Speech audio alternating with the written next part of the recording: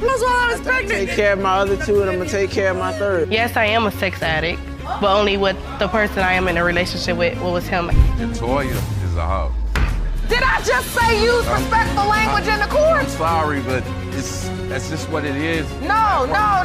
You got two kids before her. You should know how to do all this. You could have twins with two different fathers. This mother is confident that Mr. Hudson is the only possible father of her child, even though she admitted to cheating on him. But once paternity doubts start creeping in, it's hard to turn back. You to believe you were her son, Jacory's biological father, then dropped a bomb and admitted she slept with someone else. Yes, Your Honor. You're in court to prove you are not her son's father. Yes, Your Honor. Ms. Bridges, you admit to sleeping with another man, but claim that you have no doubt Mr. Hudson is your child's biological father. Yes, Your Honor. The cheating happened out of spite. Classic case of revenge after feeling unappreciated. But what was supposed to be a one-time act now has lifelong consequences. A baby born from a wild night. And so, Mr. Hudson, you say this bomb she dropped. When did she drop this bomb?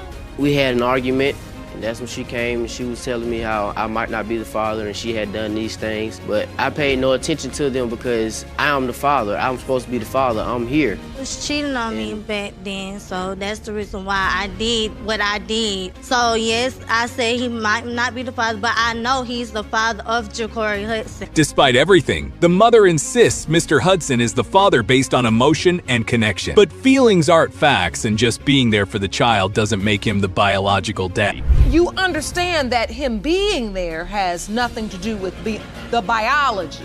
Yes. You do understand that? Yes, Your Honor. Because you admitted you slept with someone else. Yes, Your Honor. Your Honor, even in my time of deception, still stood there and took care of him. Are you talking about the time of deception, meaning when you were deceiving her or she was deceiving you? Because both of you all had time of deception. Then enters Mr. Davis, who discovered baby Jacory's existence through Facebook. Since the timeline was fuzzy, even he agreed a paternity test was necessary to clear the air. Bridges met, we hung out for a couple of months. We ended up having unprotected sex around about 3 times. I didn't know that she was pregnant at all until I looked on Facebook one day, like a year later, and I see a picture of her son. And immediately I think her son looks like my nephew. About a year after that, she came to me. She's like, oh, well, can you tell me the days that So both men are open to stepping up as a father, but uncertainty is tearing everyone apart. And sadly, baby Jacory is stuck in the middle of this emotional tug-of-war. It's time to uncover the truth once and for all. Mr. Hudson, you are not his father. Mr. Davis, you are not his father.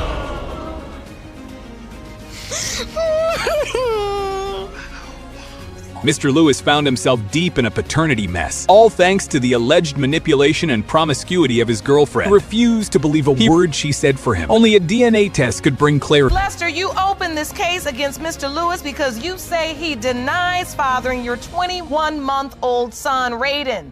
Yes, Your Honor. Only because you won't have sex with him. Yes, Your Honor. All right, you want Mr. Lewis to step up after today's results prove that he is the father. Is that correct? Yes, Your Honor. Things quickly spiraled in court as Mr. Lewis lost his cool and started throwing around insults. Judge Lake wasn't having it, reminding him that the courtroom isn't his backyard and demanding respect. Toya is a hoe. Did I just say use respectful language in the court? I'm sorry, but that's just what it is. No. It's not what it's gonna be in this courtroom. Yes, Your Honor. And you look crazy because you're the one sleeping with her anyway, so you're not making a point. Thank you. You're only making yourself look dumber. Despite once begging his girlfriend to have a child with him, Mr. Lewis was now desperate to deny the baby. But skipping protection and then running from responsibility? That's a tough look, sir. A baby with her while y'all were having sex, Mr. Lewis? Never said that we was gonna have a baby. Not the first night that we reconnect when we have sex. But did you ever say it? At the heat of the moment, Right. guys say anything having sex, Your Honor. Anything. Note to self. But if you were already having sex. Why do you need to say that? Turns out, both partners had been unfaithful at some point, and their toxic back and forth was costing an innocent child stability. This wasn't love. This was chaos, and the kid was caught in the middle. I never thought. Yes, you did, because you kept saying you ain't pregnant, you ain't pregnant. Yes, you did. Correction. Yes, you did. No, I And never then thought you was playing. the day I had my son, I did not call him because he knew the day that I was having my son because I had to get a cesarean operation. She's lying. I didn't contact you. You didn't contact me. Okay, so what am I lying about? You didn't tell me when you was having the baby. Yes, or none I of did. that. No, you Yes, I did did. not. But wait, there's more. Mr. Lewis revealed that due to an accident, could no longer have children. On top of that, Miss Lester had been engaged to another man for nearly a decade while claiming Mr. Lewis was the father. I've been shot multiple times to where the doctors have pumped so much medicine in my body, and they told me that I couldn't have kids at all. And since that time, you haven't fathered any other children. No. And that's why you feel Raiden is not your biological child. First of all, Yana, he doesn't even look like me. At this point, the truth was buried under layers of lies and drama. No one knew who to believe, but thankfully, Judge Lake was ready to cut through the noise and reveal the facts. Mr. Lewis, you are not the father.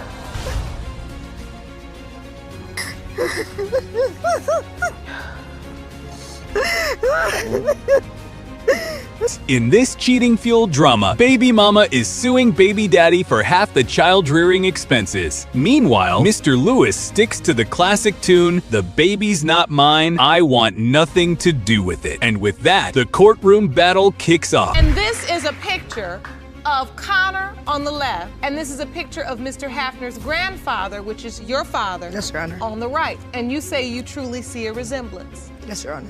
On a scale from 1 to 10, that's an 11, and you compare our two pictures, and that's maybe a 2. Ms. Kelso, I have to say, it's very interesting as I listen to this family testify, this young man. Enter another twist. Second man in the picture. Miss Kilo firmly believes Mr. Davis is the father, pointing to the emotional bond he shares with the child. But we all know, feelings don't always match DNA. Child loves your child, and yet you're suing Mr. Davis. I want to know who my son's father is. It's just sad that these people who have cared so much that they don't know the truth, and we're here to find out the truth because We wanna know. my son deserves to have a father in his life, regardless of the financial expenses. He deserves to have somebody who will play with him. Mr. Hafner, the other potential dad, wasn't backing down either. He came fully prepared with photos and testimony, convinced that baby Connor looked just like him. But let's be honest, looks can be misleading in this courtroom. Look at these pictures, Ms. Kelso. Do you see more of a resemblance between your child and one of these men?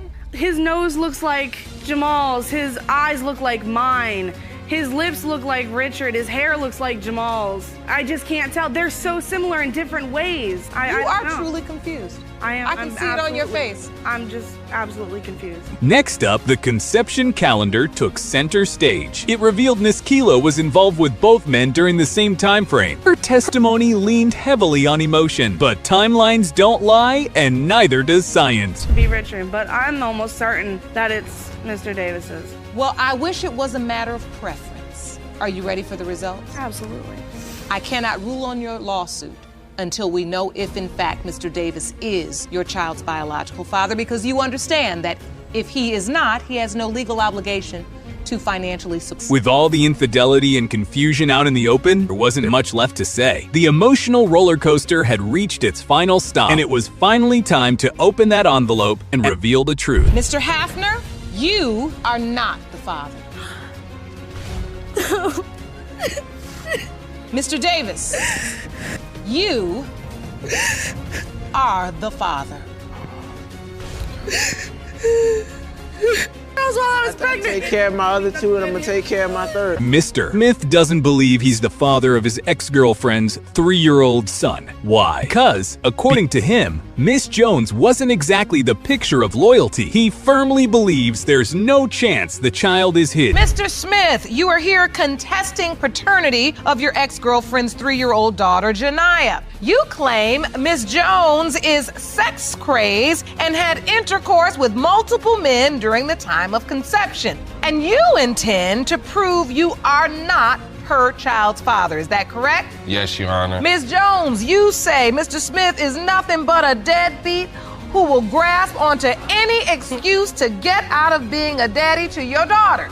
You say today's paternity test results will prove that he is her father. Is that correct? Yes, Your Honor. Right out of the gate, Mr. Smith drops bombshells. He claims Miss Jones is both a sex addict and a compulsive liar. Those are heavy accusations, and after hearing his testimony, the courtroom was left in shock. Yes, Your Honor. She is a sex addict and a compulsive liar.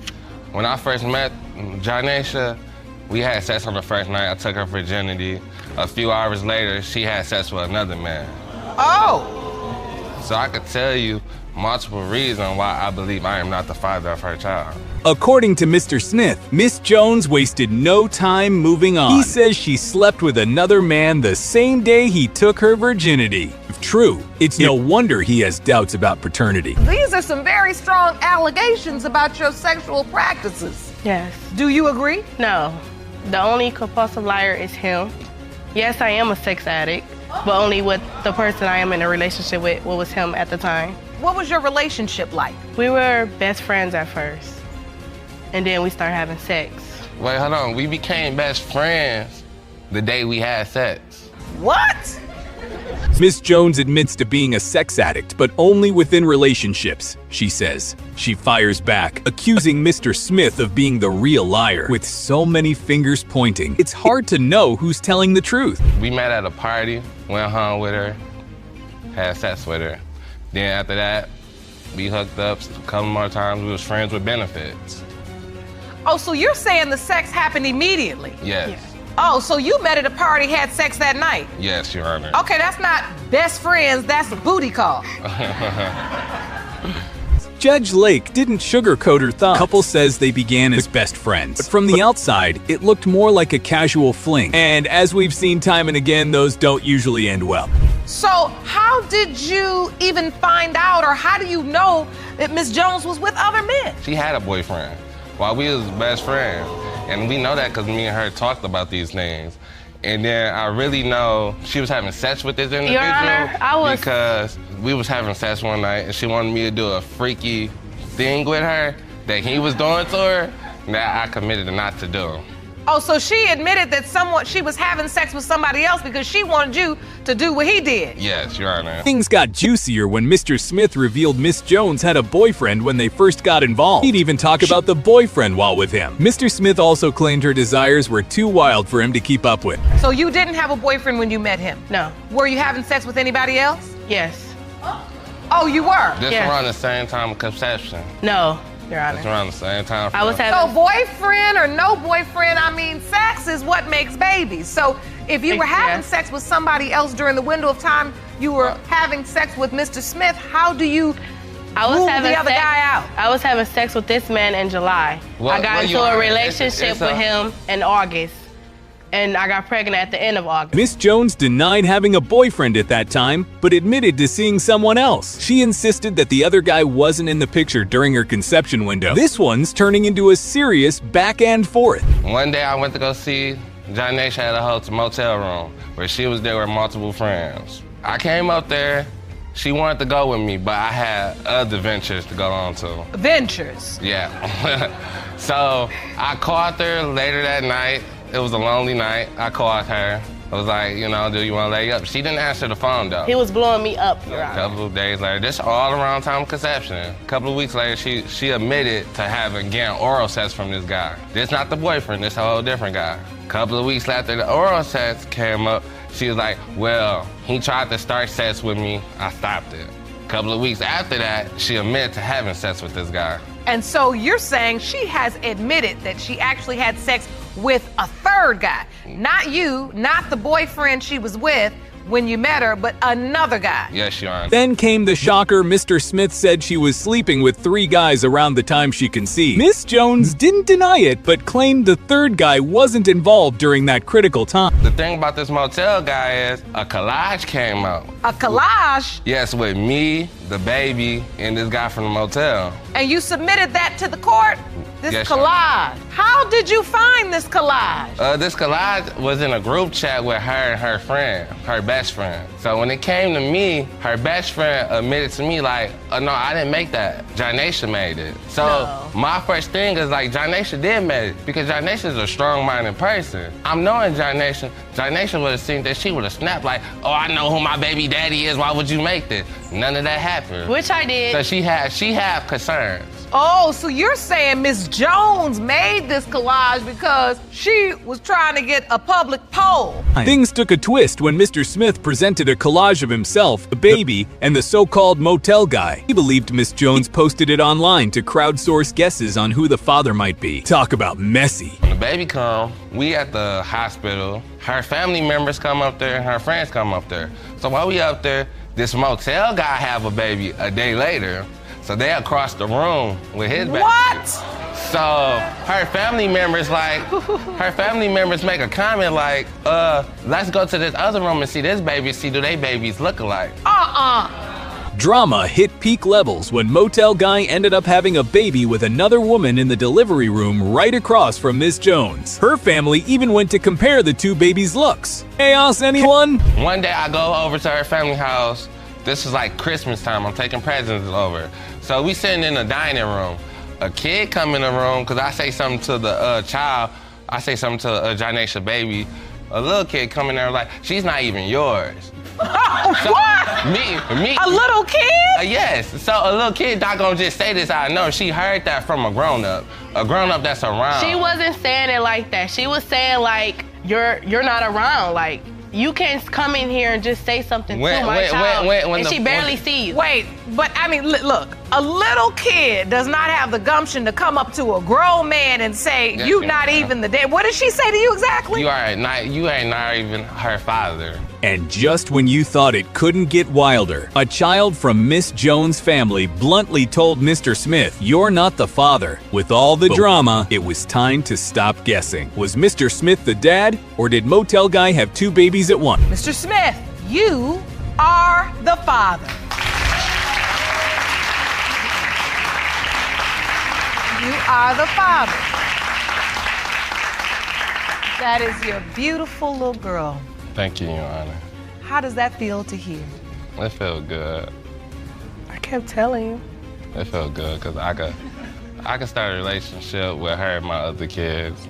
I see the tears in your eyes because I know it mattered to you. This is one of the wildest paternity court cases yet. Miss Schuyler gave birth to twins, but didn't know who the father was. Let's dive in and try to make sense of this chaos. Glenster, you have opened your case today because you say your life has been in turmoil since the moment you learned you were pregnant with twins. You are convinced your husband fathered your 8-month-old son, Richard, but you also believe your boyfriend, Mr. Stacy, fathered your son's twin sister, Raylan. Is that correct? Yes, Your Honor. Mr. Remy, Miss Schuyler's husband, doesn't believe he's the father of either twin. Meanwhile, Mr. Stacy, her boyfriend, thinks he's the father of both. Yes, she had both a husband and a boyfriend at the same time. How did we get into this confusion with conception? December 15th, John, Keisha, Scotty, and I was at the house, and Scotty and John were working on the bathroom to get it fixed up. So your boyfriend and your husband were working on the bathroom? Yes, Your Honor. Okay. And after they had gotten the floor put down, Scotty went into our room, was playing his games in our room. Keisha was in the living room, watched TV, I guess. And John said, come look at the bathroom. He said, we got to talk about the kids, close the door. And then one thing led to another, and we had sex. Turns out, Miss Schuyler cheated on her boyfriend with her husband. To make things worse, both Mr. Stacy and Mr. Remy's wife were in the same house when it happened. This is starting to sound like a reality show. I guess he had to use the bathroom or whatever, because he went up to the bathroom and he had heard me and John together, and he said, I can't do this, and he walked out. And when he walked out, we got finished. He left with Keisha. So wait a minute, you got finished, you finished the act? Yes, Your Honor. I was addicted to John. Mr. Stacy, So you knock on the door, you there laying floor, and Mr. Ramey laying something else.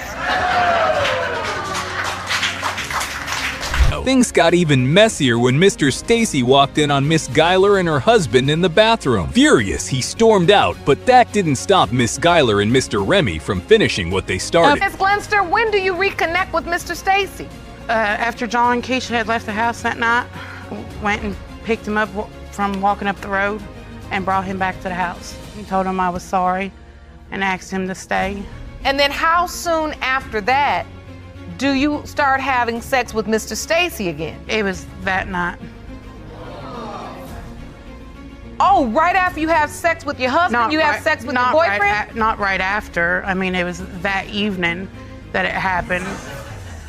But Scotty had left the next day, said he was going to his mom's, that he thought about it, he couldn't do it, and then I went and picked John up and brought him back to the house. And have sex with him? Yes. After her husband left with his wife, Miss Geiler drove around to find her upset boyfriend. She found him, apologized, and then slept with him too. Wait, the next morning, she called her husband over for round 2. Okay, I mean, I'm not going to be thrown under the bus with this. I forgot about that yesterday. I mean, I was with them together, and I just want answers from my children because they deserve to know, and John and Scotty deserve to know. So I need to be clear. Did you state that you had a threesome with your husband and your boyfriend? Yes, I did.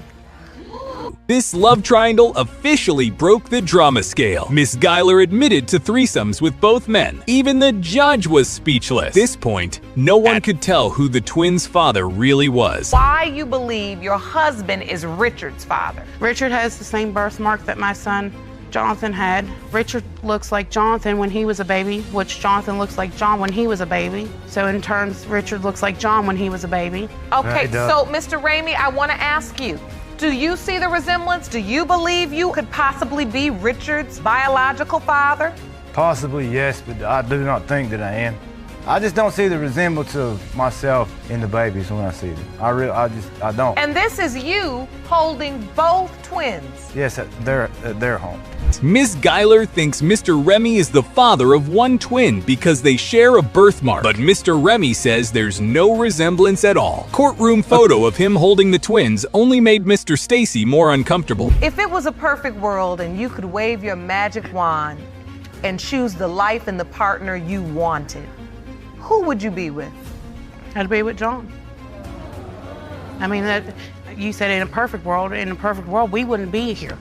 In a perfect world, we wouldn't have been separated. One thing was becoming clear. Miss Geiler still loves her husband more than her boyfriend. That's a huge problem, especially since she and Mr. Remy are separated and she's now in a relationship with Mr. Stacy. Do you think your relationship with your new girlfriend can survive if one or both of the twins are yours? I really don't know, but that's not my main concern. It's about the babies. Yeah. You know? Yes. I mean, hopefully it does. I mean, because I love her very much. But at the same time, they're innocent, and if I am their dad, I've got to be there and handle that. See, when he said, I love her very much, you closed your eyes and just nodded your head like you didn't want to hear that. I don't like the girl. To make matters worse, Miss Geiler can't stand her husband's new girlfriend, Kesha. But was it Kesha she hated, or the fact that she replaced her? Tension was thick as Kesha took the stand. You believe your boyfriend is the father of one or both of these twins? No, 100% no, I do not believe that these kids are his. You weren't in there when that happened, Keisha. I mean, how are you going to say no, it's not? Because they do not resemble Sammy. They do not resemble my John at all. Miss Atkins, do you believe Mr. Stacy is the father of one or both of the twins? No, I do not. Oh, really? Yes, really. So you're saying you don't believe either man's the father? No. And Kesha said neither of the twins looked like Mr. Remy. She even claimed Mr. Stacy wasn't their father either. When she dropped that bombshell, the whole courtroom went silent. Jaws hit the floor. And I'm sorry, regardless what this stuff says. No matter what it says, Sammy, you know, because we're not together, you know I'm always going to love you. You're the mom of my kids, and I'll always be here. But the main thing is, at least we'll know for the baby. This result is for Raylan, and just to be clear, you believe Mr. Stacy, your boyfriend, is Raylan's biological father. This case had more twists than a soap opera finale. Even Judge Lake looked baffled. But the guessing was finally over. DNA results were in, and no one could predict what was coming next. Mr. Stacy.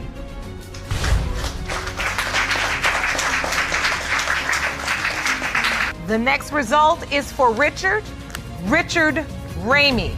It has been determined by this court. The biological father is Mr. Stacy.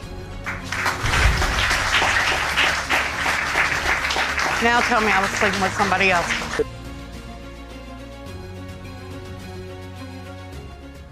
Want to know if Iyana's my granddaughter. And if she is, are you hoping for a grandmother-granddaughter relationship? Do you want to be I'm gonna be in her honest life? with you. I don't even know if we can go there. When DNA results finally came in, the courtroom fell silent. What followed shocked everyone present. Angela Monroe and Iyana Monroe is 99.98%. Case 2, get ready, because today's episode of Paternity Court was a wild ride. The Brown Ramirez versus Wayne case had everyone audience, judge, and even Jeroa shocked. Brown Ramirez, you are here in court today because you say you're hoping to save your 10-year relationship with the defendant. Moment, Miss Brown Ramirez admitted to cheating during one of their breakups. She said, "I lied, but I told the truth now." Mr. Wayne looked absolutely crushed. The courtroom was tense. Mr. Wayne's love for the kids clashed with the betrayal he felt from her confession. Yet, Judge Lake took the 4-year-old's results to her chambers, saving the second shock for later. Would this family crumble or finally find peace? You are his father, okay? But he did.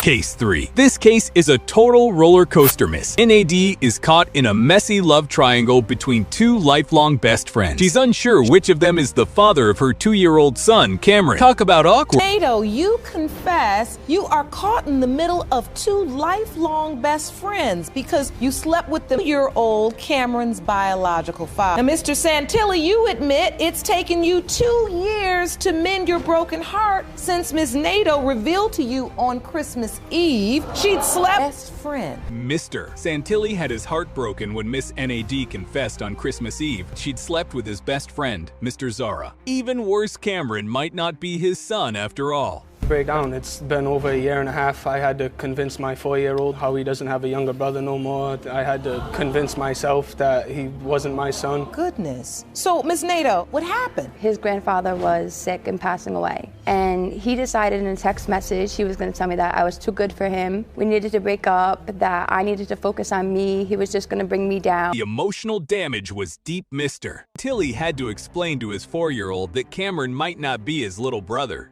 The alleged other dad, Mr. Zara, he hasn't even entered the courtroom yet. During this time, when you were going through all of this and mourning your grandfather, you feel like Ms. Nato was intimate with your best friend. I had no idea at the time. I was stuck by his side the whole time. Yes. No, absolutely not. But at some point, and who did you come to the wake and funeral I came with him. Things got real complicated when Miss NAD revealed she and Mr. Zara hooked up the night his grandfather died. He drank, mourned, and made a big mistake. Then she showed up to the funeral with him. No, because if I mattered so much to him and it was so important, he wouldn't have left for the girl upstairs. All right, so Jerome, I think it's time to talk to Mr. Zara. Please escort him in the courtroom. Go ahead and take a seat for me. Watch your step. Hello, sir. Hi. Hi, Mr. Zara. Thank you for joining us today. I have to ask you, how do you end up sleeping with your best friend's girl? He told me specifically in his house, yo, I don't care about this girl. I have another girlfriend. He just sit there and lie. Adding fuel to the fire, Mr. Santilli says Miss NAD once told him she was too good for him, yet somehow she ended up with his best friend. And then Mr. Zara claimed Mr. Santilli told him to do it. Total bro code betrayal. Them words never left my lips. Yes, they did. I was standing right there. You said they're adults. Let As them my sleep brother, you together should if have they known want to better. sleep Don't matter. together. How you gonna try to tell me? No, You could do it. That is not Everything Either way. regardless. Don't matter, man. So hold on. 16 years I've known you. 16 years. As the tension built, two ex-best friends faced off in court. Zara said, "You told me to do it," and the whole courtroom could feel the drama exploding. So hold on, Mr. Santilli, let me ask you this. When you found out Ms. Nato was pregnant? At first, I did not believe the child was mine. No, I denied it to the fullest, yes. At first. Did you know she'd already slept with Mr. Zara? Hold on. Kayla came out right on the porch and said, yeah, we did. He's lying to you. And the only reason why I denied it to him was because his grandpa. But then came a tender twist photos of Mr. Santilli cutting Cameron's umbilical cord and signing the birth certificate. Miss NAD swore Cameron looks just like Zara, and honestly, the resemblance was wild. Like, it happened. At what point did you come to believe this child is mine? After a few weeks of both of them promising that the child was mine. Months of them promising that the kid I was about mine. 5 or 6 months pregnant, and he texted me and said that he wanted something to do with the baby and that he wanted to try to be together for him. So, during the birth of the child, which one was with you? Meanwhile, Mr. Zara is getting pressure from all sides, including his own mom, who's convinced Cameron is her grandson. But he's torn, unsure if he was tricked into the role of father. He thinks that's his dad. He spent sun up to sundown with him for the last year and a half of his life. When he sees pictures of him, he calls him daddy. When he sees pictures of him, he says Dino. These are the exact types of consequence that paternity issue caused. Finally, the moment everyone waited for the DNA results. Judge in hand, eyes wide, the room fell silent. Would it be Santilli, the devastated ex, or Zara, the unexpected dad? Comes to 2-year-old Cameron Santilli, and whether his biological father is Mr. Santilli or Mr. Zara. That Cameron's biological father is Mr. Santilli. You okay? Stand up, sweetie. Talk to me. Mr. Santilli? Tears of joy? Relief? Case 4, everything was riding on the DNA test result. Miss Walton came to court not because she was pregnant, but to prove that her 9-month-old baby belonged to Mr. D or not, another man she'd been with. You're here to prove he's also the biological father of your 9-month-old son, King. Yes, Your Honor. Now, you confess Mr. Deaver discovered you were cheating on him, but say you have proved B your son's father. Yes, Your Honor. Now, Mr. Deaver, you claim the truth about Ms. Walton's cheating only surfaced because you went through her cell phone while she was sleeping. Mr. Dayer wasn't buying it. He accused Miss Walton of sleeping with one of his childhood friends and claimed he found proof on her phone that she'd been cheating for a while. He does. My cheating was due to his infidelity. I may have messed up, but the guy that I messed with, I never had sex with him unprotected, so it was never any unprotected sex. Also, the time of conception, I did not mess with that guy. When guys are having sex, because I'm a male myself and I know how it go, you can initially put the condom on, but you know, while you're having Your Honor, sex, I would know if I guys, had sex they there. can I would slip know the that. condom off. When the judge asked directly if there was any doubt the baby was his, Miss Walton's guilty expression said it all. She admitted she was intimate with someone else, but her reason was jaw-dropping. But then she retaliated, had sex with a person you say was your childhood friend or someone you knew? Yes, having sex with a guy that I knew for years. I mean, we was always together, yes, and other guys that I know of. Other guys? Oh, other guys. Yeah. So you think it's more than one guy? That can possibly be his father. I'm not going to say that, but me knowing her having sex with other guys besides that one, yes. Turns out, Miss Walton said it was revenge. She claimed Mr. Dayor cheated first, and she never forgave him. So, her way of dealing with the pain, sleep with someone else out of spite. I'm trying to confuse him. When I told him I had sex with the other guy besides the other one, I actually The other guy besides the other one. See what I mean? I actually told him. He went through my phone once and found out about one guy. The other guy I told him about verbally. He didn't have to go through my phone and find it out. And I didn't do it in a joking manner or anything. I told him verbally I had sex with this guy. Well, you used protection with both men. Yes. That's what she said, but you like. I've you never can't had believe her. unprotected If sex she would with fake a anybody but pregnancy. Mr. Dayer didn't take that lightly. He admitted to snooping through her phone while she slept and discovered she had been involved with multiple men. No wonder he doubted the baby was his. Manipulated a pregnancy test, Miss Deaver? Yes, ma'am, I did. I wanted him to feel the exact way I felt when he did all the things that he did to me. He's cheated on me numerous times with numerous women. Women I did not like, women I did like, people I thought I was cool with, and he didn't stop there. It's been numerous of sex. I had no idea. So you said you were going to get back at him by telling him you were pregnant? Yes, I wanted him to suffer the way I did. Why would that be a suffering? Just when you think it couldn't get worse, Miss Walton allegedly faked a pregnancy test using another woman's urine. That revelation stunned the courtroom, left everyone speechless. The whole entire time I've been in his life, the whole entire time. That's not, yeah. Only when we're together is when he's involved. That's not true because whenever we are not together, you don't do anything. She doesn't communicate with me, so I don't know what he needs. But her mom, I shouldn't have to tell you. Her mother ends up telling me, you know, that he needs this and needs that, and I go get it every single time. I've never said no, never. Despite everything, Mr. Deor had still tried to be a father, but Miss Walton claimed he only showed up when it was convenient. Finally, it was time for the DNA results, and everyone held their breath. That Mr. Deaver, you are his father. I know. Never heard. How do you feel, Miss Walton? I'm happy, but I already knew. He had doubts, but I knew. Just one seed of doubt, right? Can grow and grow. Case 5, Miss Manship had been searching for her real father for years. At just 10 years old, she received heartbreaking news that the man she called dad wasn't her biological father. Ms. Manship, at the age of 10, you were shocked and devastated to learn that your dad was not your biological father. That began your 20-year search to find the man your mother claims is your father. After your exhaustive search to find him, you came up with nothing. Well, Ms. Manship, this court has located him. She remembered that moment vividly, like it was yesterday. A DNA test shattered her world and led to her being cut off by the man who raised her. I was 10. I believed that my brother's father was my father. And then they had a DNA test done, and it came back that he was not my father. And that made him really angry. So he stopped letting me come over to his house. And you remember this rejection? I do.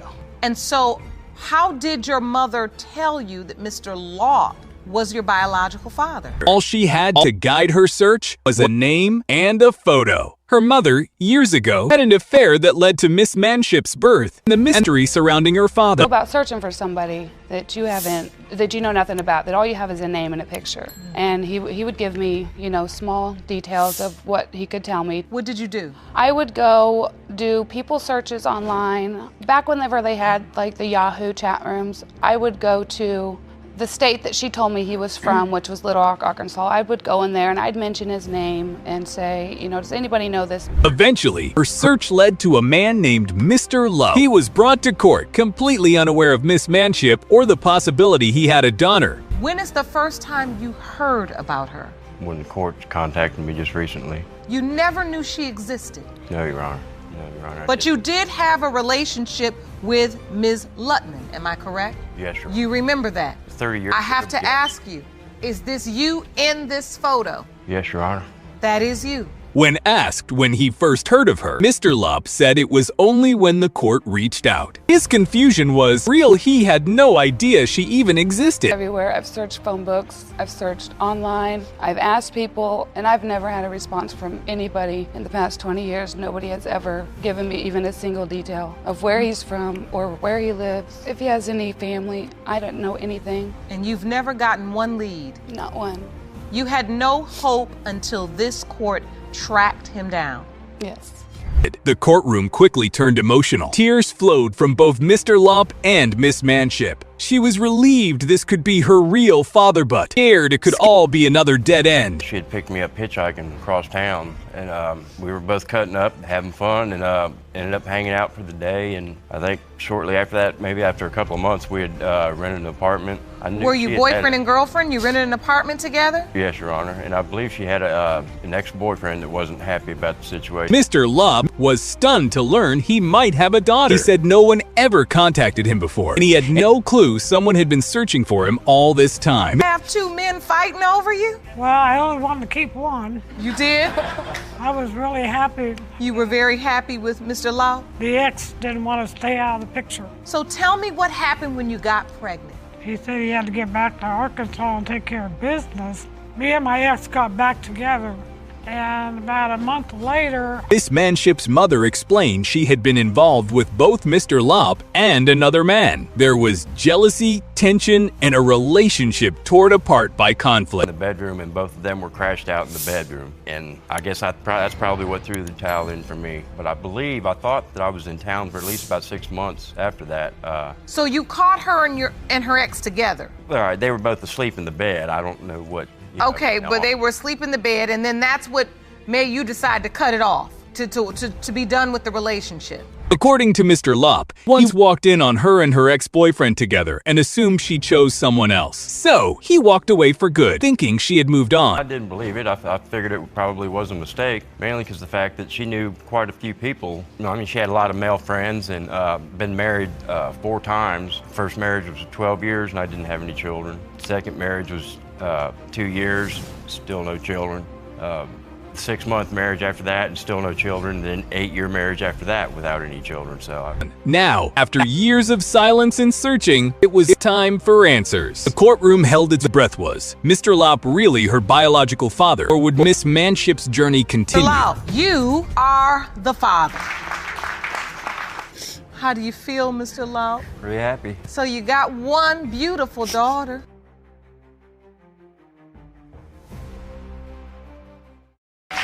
Where was you all your life? I never wanted to be this person, Your Honor. They want to compete with a man, and these men are running all over the place, and it's wrong all day long. Right. However, when you understand... My daughter doesn't care who she hurts at all. She's a very cold-hearted person, and she just does not care who she hurts. Have you lied to her about her father? If something bad happened to me, Your Honor, I would want to drink. Something good happened to me, Your Honor, I would want to drink. So let's get one thing straight. You know you can't drink your problem. Miss Kavanaugh is in court today with her mother, trying to prove the paternity of her 3-year-old son, Malcolm. They both claim that Mr. Bowl is the father, but Miss Kavanaugh admits another man, Mr. Meliat, could also be Malcolm's dad. Your Honor, I believe Mr. Bowles is my son's father. Even though we wasn't in a committed relationship, we had unprotected sex frequently, and he has not been around. He doesn't ask about my son. He probably didn't even know my son's name was Malcolm until now, and I'm just ready to prove that he is the father. It's already a messy situation when one potential father doesn't even know the child's name. Mr. Bowl seems absolutely certain he's not the father, but it's unclear what makes him so confident. How can you be so sure that you're not? That's because when we first met the first night, we had sex within like 20 minutes of being in her house. It wasn't within 20 minutes. And then like probably 3 weeks later, maybe 2 weeks later, I found like an open condom wrapper in her bathroom. Well, she had already said that just because like, I was the only person she was having sex with, and so then I found the wrapper. Just because I had sex with him on the first night doesn't mean I have sex with everybody on the first night. I actually cared for him. Miss Kavanaugh defends herself, saying an open condom wrapper found wasn't hers, but belonged to her friend and her boyfriend. Mr. Bowl disagrees, claiming she told him she used those condoms with her ex. When you find out, who do you tell? Your Honor, I told him. I told Mr. Bowles because that's who I believed was the father. It was the right date, right conception time. But I did have one sexual encounter with Mr. McElliott, and it was only because I wanted to be in a serious relationship with Mr. Bowles. And I felt like he didn't respect me and didn't care about my feelings. So yes, I did have one encounter with Mr. McElliott. Trying to make someone jealous by sleeping with someone else is never a good idea. Yet it's exactly what led Miss Kavanaugh here. These choices landed her in paternity court with more drama than clarity. Before she got pregnant, she actually lied about being pregnant maybe like some weeks before. She lied about it. That is true. The way that I found out that I was truly pregnant with my son is because I was very childish when I was talking to Mr. Bowles. Like, I really cared about him and I desperately wanted him to care about me because we were with each other basically every other night. Getting pregnant in hopes of building a relationship rarely works, but Miss Kavanaugh apparently believed it would. Unfortunately, she learned too late that a baby doesn't guarantee love or commitment. So you had a plan to pretend you were pregnant in order to keep him.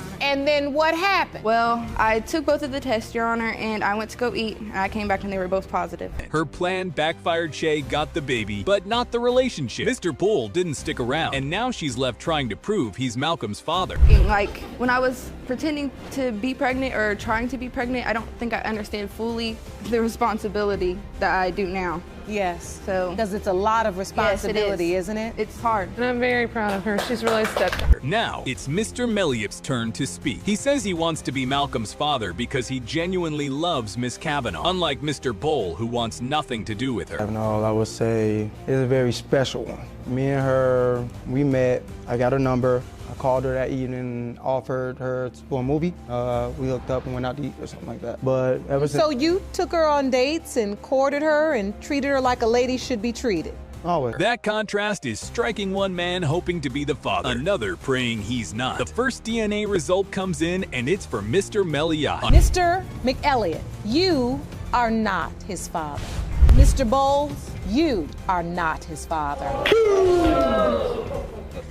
Calm down.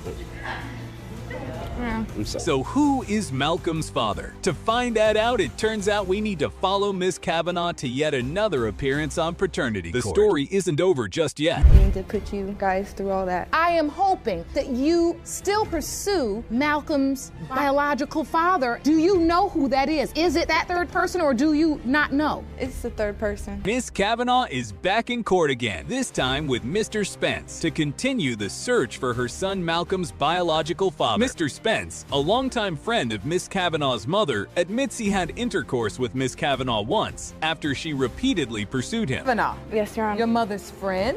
Yes, Your Honor. I know how bad it sounds. It is bad. I started calling him up asking for like rides, to the grocery store, to get stuff from my house. And like subconsciously, I was trying to try to seduce him. I was wearing inappropriate things around him. And why were you doing this? In all honesty, I was drinking a lot.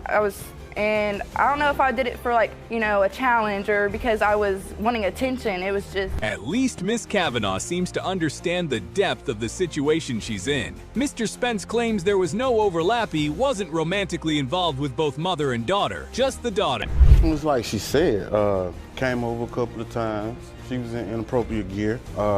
First time, I shunned it off. Second time, I said, hey, watch yourself. Third time, it's starting to look good. The real shock here is that this is the third paternity test for Malcolm. Mr. Spence says they were intimate just once, which would make it pretty unbelievable if he's the father, but stranger things have happened. Hi, Ms. Kavanaugh. I do not believe it to be once. It was at least twice, but how I remember. Miss Kavanaugh says Malcolm might look like Mr. Spence, but she's not sure. Smart move, because if the previous two men weren't the father, and Mr. Spence isn't either, that would suggest there were even more possible candidates. I thought Mr. Bowles was the dad. Well, after the court, I started thinking, well, he could be a possibility that Mr. Spence is the father. And I texted him, and I asked him, when was the last time we had sex? He told me it was the end of October. And when was Malcolm born? He was born July 9th. So when you do the math on that, that's... If Mr. Spence isn't the father, then Miss Kavanaugh might have to admit there were additional partners. That would make 4 potential fathers for one child, which is incredibly messy and raises serious questions. It was very devastating, just because the relationship was inappropriate. I felt betrayed. Actually, when we were together, like all in the same room, I noticed them looking at each other a little differently. Miss Kavanaugh's mother, Mitchell Kavanaugh, is also in court today. She says she felt betrayed after learning her close friend slept with her Dotrande. That's completely understandable. I do admit that I did come on to him, and it was probably really a strong come on. You did admit that in court. But he is a grown man. Apparently, she confronted them about it because she noticed chemistry between the two. But both Mr. Spence and Miss Kavanaugh denied anything happened at the time. Clearly, they weren't being honest. So, Mr. Spence, let me ask you this. Are you in a relationship? I'm married. Okay. Now I do understand why you're hoping he's not your child. That's not what I'm hoping. What are you hoping? I hope for the truth. Miss Kavanaugh says she shouldn't take all the blame, and that's fair to an extent. But in these cases, it's usually the woman who ends up bearing the brunt of the consequences emotionally, socially, and legally. She told you? Yes. What did she say? Sleeping with other people. I got a boyfriend. Oh. Which was Mr. Bowles at the time, Your Honor. Understood. Yeah. But we also know that there was Mr. Scott, too. Yes, Your Honor. Yeah, he's been tested and he's here. Mr. Spence doesn't get a free pass either. He could have said no, knowing the consequences. Still, he's now here in court, facing the very real possibility that he might be Malcolm's father. It was during the window of conception. Do you agree with that? Yes, ma'am. You were not using protection? I use protection every time. I don't recall, not using protection. So you don't recall. Now, she says there was an instance when you did not, right? Yes, Your Honor. And you say there was no instance? No, ma'am. I strongly, I don't believe that, Malcolm is mine. You don't? I don't. But the plot thickens, Mr. Spence isn't the only remaining possible father. There's also another man, Mr. Scott, who could be Malcolm's dad. So these are the last 2 possibilities, Miss Kavanaugh? There's one more, Your Honor. We're all hoping that today's court session finally gives Miss Kavanaugh and Malcolm some closure. Let's see what the DNA test says about Mr. Spence. Mr. Scott, you are not his father. Well, that result didn't go the way she hoped. Mr. Spence is not the father. One more test left to go. Let's hope. Mr. Spence, you are not his father. Miss Kavanaugh, we back here again. I know this isn't where you wanted to be.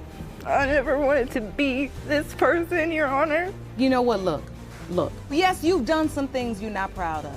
And Miss Satan is in court today because she believes her mother lied to her for years about who her real father is. She grew up thinking one man was her dad, but now believes that Mr. Bryson, not her mother's ex-husband, is actually her biological father. Your Honor, I just want to start by saying I haven't seen her talk to this woman in 5 years, almost 5 years. The reason that I haven't seen her talk to her in almost 5 years is because she's a liar. I was raised to think that a man named Jesse Seaton was my biological father. He signed my birth certificate, he cut my umbilical cord, and he was awesome. I have since found out that there was another possibility that Mr. Bryson could be my father. Miss MCP, her mother, strongly denies this and insists that her ex-husband is Miss Satan's real father. She claims her daughter is wrong and has been misled, but the tension between them is obvious, and it's been 5 years since they've even spoken. Care who she hurts at all. She's a very cold-hearted person, and she just does not care who she hurts. Have you lied to her about her father? No. They could have had DNA when I had her, but Jesse and them all didn't want DNA. So evidently he must have thought he was the father because he didn't want no DNA. Miss Satan says she didn't go looking for this information that came to her. She found out from family letters and hospital records that pointed to Mr. Bryson being her biological father. Her mother's response? More denial and name-calling. Back in 2011, I had complications and I needed a blood transfusion. My mom was supposed to make it to the hospital. She never showed up, whatever the reason was. So my grandmother and my Uncle Paul had both donated blood for the blood transfusion, and it came out that they were not. Either one of them wasn't a match, so they couldn't give me the blood. Miss MCP keeps calling her daughter a liar, but that's not really an argument. Letters from her own grandmother say she was already pregnant with Mr. Bryson's child when she started dating Jesse Satan. That's pretty damning, if true. She's a liar. She always has been. She does whatever she can to hurt anybody. She doesn't have a heart at all. But is she lying about the hospital saying there's not a match? Yes, she is. Liar. Your Honor, I would just like to say my grandmother did submit a statement if you would like to. You can feel the emotional weight in the courtroom. If Miss Satan is right and Mr. Bryson really is her father, then Miss MC Peak will be exposed for hiding the truth for decades. It's a big moment that could change everything. She's just as big a liar as her granddaughter.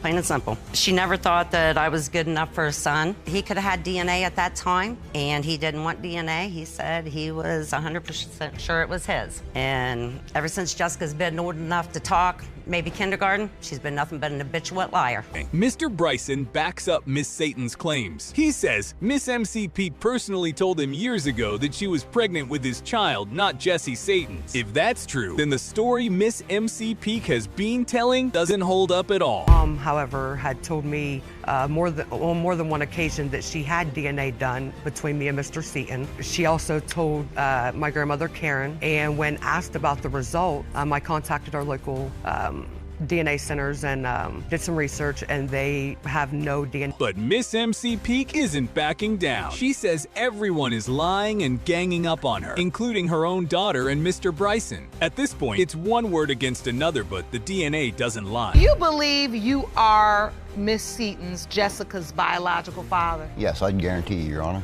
You do? Oh, yes. Why do you believe that? Look at her. She looks like my other daughter. I guarantee you the money I got in my pocket, she's mine. Secondly, the grandmother, Jesse's mother, told me if she's between the ages of 6 and 10, that she knew that that was my daughter, not her son. 2 DNA tests were ordered to get to the truth. One was a comparison between Miss Satan and her supposed Uncle Jesse Satan's brother. The other was between Miss Satan and Mr. Bryson. The only one she was having? Oh, no, Your Honor. There were several other men she had been with. I found this out later on. But, you know, it's How many men did you find out she was with? 4. But, you know, it's the kind of thing, without being rude to anybody and anybody taking anything offensively, there are those people that need multiple men for multiple things. The moment of truth is here. Now it's up to the DNA to reveal whether Miss MC Peak is hiding a lifelong lie or if Miss Satan is wrong about the identity of her father. Let's hear the result. It has been determined by this court.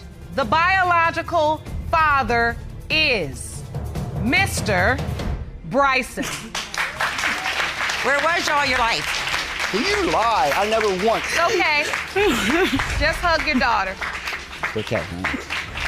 Told you. Arthur Ellis and Eugene Ellis have brought their mother, Miss Shivers, to court today to uncover the truth about their paternity. They recently discovered that Miss Shivers had slept with both their father and his brother, making it possible that their uncle might actually be their biological father. We were at a family gathering, you know, just having some drinks or whatever, and Uncle Ronnie came up to me and said, "You know, I'm your son. You know, you my son, right? You know, so." Yeah, it was basically like a family get-together. It was a family function. You know how people get when they, you know, indulge or whatnot. I guess he overindulged and the truth came to light. Miss Shivers admits to being with both brothers and says she did it out of desperation, having nowhere else to turn. Arthur believes he's his uncle's son, while Eugene points out that their father always treated Arthur differently, possibly hinting at the truth. He didn't even write me that much when I was in jail, but he wrote him, you know, send him money, you know, so that made me feel some type of way as well, you know. Unfortunately, we had to take a trip down the road, and my father, he wrote me more than he did my brother. You don't do that if that's your child. You're supposed to be there through thick and thin like my mom. I heard from her every day of, you know, that place or that situation. That's heartbreaking, especially for Arthur, who spent his life unsure why he was treated differently. Meanwhile, Ronnie, unless the uncle has, always been more affectionate toward Arthur, while Eugene still firmly believes he knows who his father is. Look at me, and you look at my dad. I mean, if you had a full body shot of my dad, I'm slim like my dad. I'm built like my dad. My features like my dad. Arthur is big. He's a big guy right here. Uncle Ronnie is big. That's a big guy right there. You know, they broad.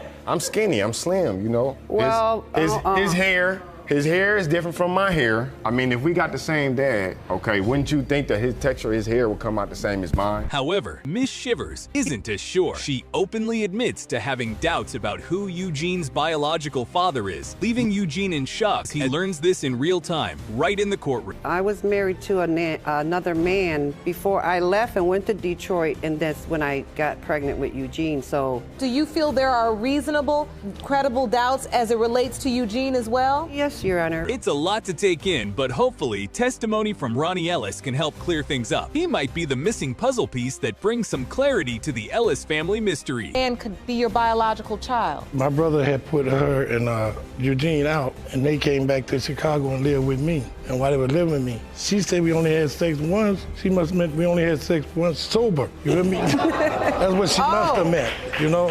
Because she can't even remember the first time, you know? But you remember. Oh, boy. Really? No more details needed. As it stands, the two possible fathers for Arthur are Ronnie Ellis and the late John Ellis. But in a surprise twist, a man nicknamed Cool Breeze is mentioned, bringing in a third possible candidate for Arthur's paternity. Respectfully, are there any other possible fathers? I met him when I was waitressing in the restaurant, and he ran a big hotel, and he also, you know, gave me jobs and stuff. That's when Eugene was like about 4 or 5. We had a couple of little nights, you know, where we had a few drinks, and we did have intimacy. For Eugene, it comes down to either John Ellis or Ronnie Ellis. The court has decided to check the DNA results for Eugene first to get some answers for him. Case of Eugene Ellis, John Ellis is your biological father.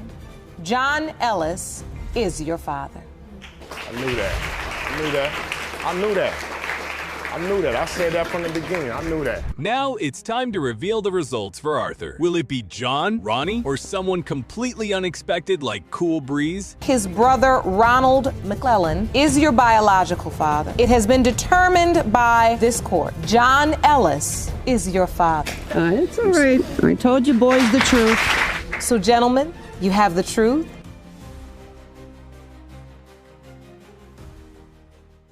Oh, Jesus.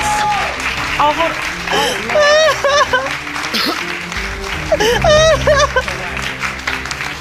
I told you. I already knew I wasn't. Jerome, can you go see if you can try to get Miss Graham? Mr. Carmen, you got yourself a boom boom room during the separation? That's correct. Blah, blah, blah, blah, blah, blah, blah, blah, blah, blah, blah. What? I want you. He just saying, go to your mama. Go to your mama. Why are you telling her to go to her mother? And will you marry me? Yes, I will. But we need a DNA test. I mean, how do we get from being engaged and being happy, planning a wedding? Mr. Jeter, you are... Case 1. Miss Graham is determined to prove that her 4-year-old daughter Taylor is indeed Mr. Scott's biological child. Mr. Scott isn't buying it, he's skeptical, claiming the conception timeline just doesn't add up. Are here to prove to your on-again, off-again fiancé, Mr. Scott, that your 4-year-old daughter Taylor is his biological child. You say his paternity denial is destroying your relationship and you need today's results to save your family. Is that correct? Yes, Your Honor. Despite planning a wedding, their relationship is under serious strain. Mr. Scott's constant doubts about Taylor's paternity are clouding everything, and he's not holding back on pointing out inconsistencies. Your Honor, I asked her for a test over and over again. Okay, but take me back. How did we get to the point where, okay, will you marry me? Yes, I will. But we need a DNA test. I mean, how do we get from being engaged and being happy, planning a wedding, to all of a sudden this DNA thing looming over our heads? Because I want to move on with it, but not if Taylor Rose is not my daughter. I don't want to move on So if Taylor's not your biological child, you're not getting... In a shocking turn, Mr. Scott makes it clear no DNA confirmation, no wedding. Miss Graham is stunned, and suddenly everything they've built together hinges on one test. Produce this paternity question. It was him. I know the night that I conceived. I definitely know the night I conceived. We went down to Orlando. We got a room. We had sex for about a week, nonstop. He knows exactly which weekend I'm talking about. Your Honor, it's like after I got pregnant, like I said, he just flipped the script. Your Honor. Were you engaged during then? Yeah, no, we were engaged before then. Miss Graham admits that during their on and off relationship, things got physical often and without protection. Mr. Scott, feeling vindicated, starts questioning her every move during that chaotic time. You count back, you're saying we were off then and not having sex then. We was way off then, Your Honor, way off. So when you saw it, what did you do with the information? I didn't say anything to her about the paperwork until she approached me about being pregnant. So what happened when you approached him, Ms. Graham? What did you say? I approached him because this was like my first time being pregnant.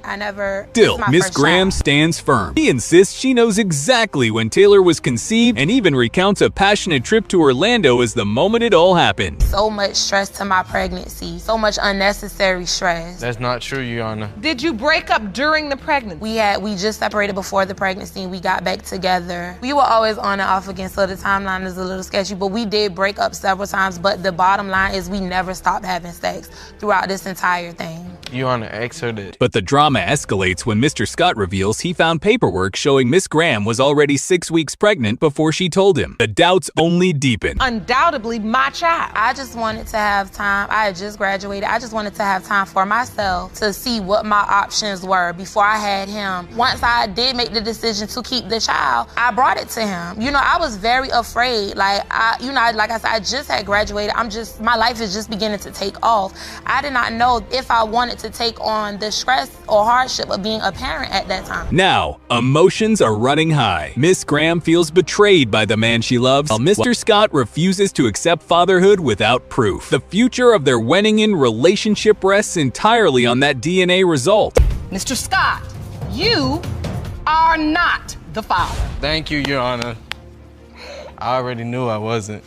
Jerome, can you go see if you can try to get Miss Graham? Case 2 next up is Miss Fain, who's here to prove that her estranged husband, Mr. Gator, is the father of not one but 2 of her children. She admits to cheating, but calls herself a careful cheater. Sounds like a recipe for chaos. Estranged husband today. The first is to prove that he fathered your 4-year-old son, Antoine Jeter, and the second is to prove he fathered your 2-year-old son, Kingston Jeter. You testify that you may not have been a faithful wife, but you were a careful one, and you are positive he is the father of both children. Is that correct? Yes, Your Honor. Mr. Gator isn't buying it. He's absolutely sure he's not the father of either child, and claims Miss Fain is trying to pin the kids on him just because they're still legally married. You are still legally married? Yes, we are. How did you meet? Take me back. We met back in 2010. We did meet over the chat line. You start dating, and then you were in a committed relationship, ended up getting married. Got married after my daughter was 4 months months old. Okay. And then somewhere along the line, paternity questions. Yeah. Miss Fain opens up about raising the boys alone. She says it's been incredibly hard, especially since Mr. Gator hasn't been helping her car was even repossessed in the process. So, Miss Fain, you were cheating on your husband. Yes, I was. Why? Pretty much, I got married early, and I just wasn't interested in Drew anymore. So I started cheating.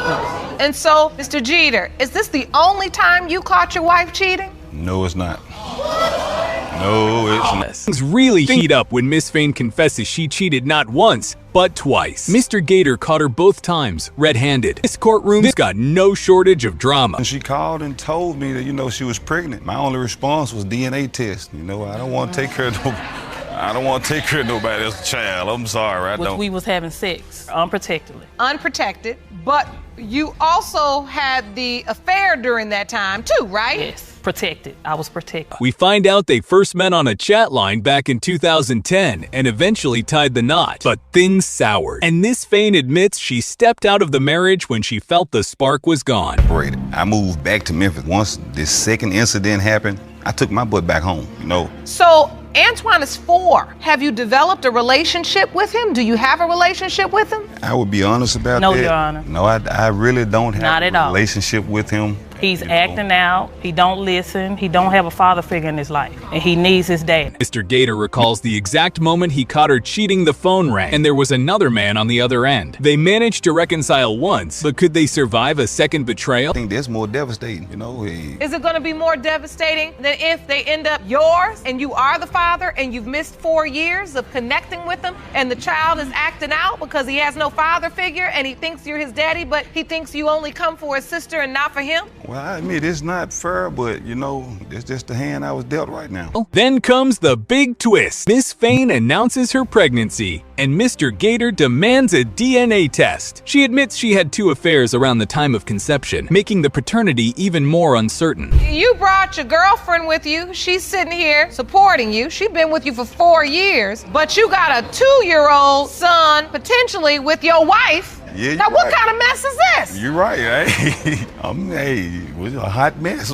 I agree, you know. So, Mr. Jeter, I think this is a good opportunity and a good time to hear from your girlfriend. Now both of them are emotionally drained. Mr. Gator tried to be supportive, but trust was shattered. Everything on the line. It's time for the DNA test to reveal the truth once and for all. Mr. Jeter, you are the father.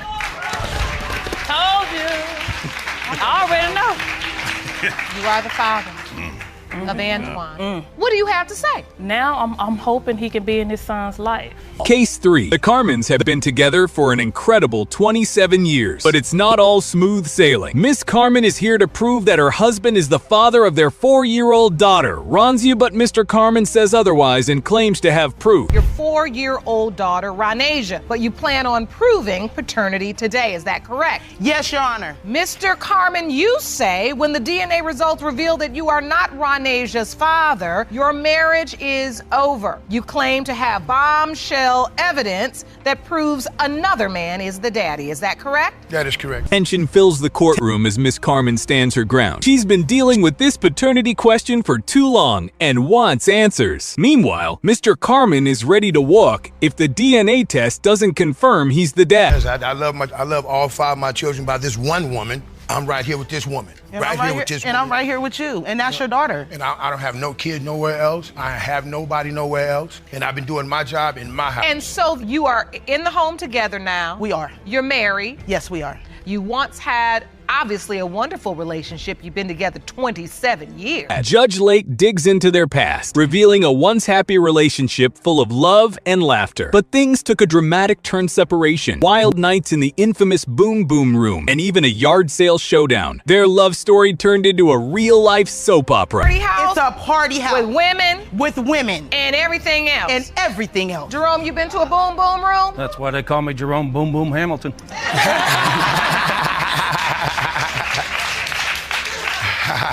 I learn new things every day in this courtroom. So, Mr. Carmen, you got yourself a Boom Boom Room during the separation? That is correct.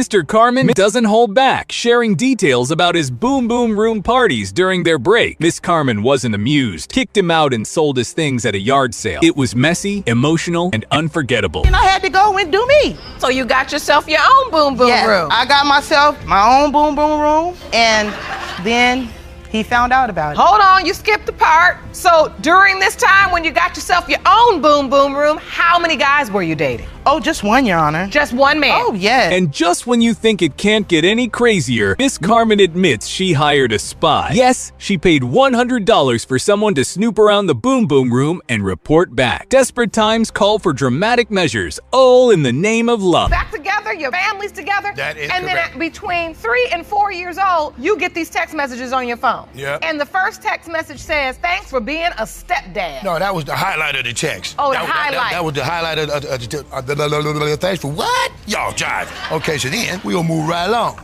Make sure it stay up there. Step aside so Lakeisha and my cousin can be together. Blah, blah, blah, blah, blah, blah, blah, blah, blah, blah, blah. What? As the courtroom drama peaks, emotions are raw. Miss Carmen wants to save their marriage, but Mr. Carmen refuses to stay if Ronzia isn't his. It's all riding on the DNA test. Will it heal their wounds or break their bond for good? Carmen, you are the father. Oh, Jesus. Oh, hold on.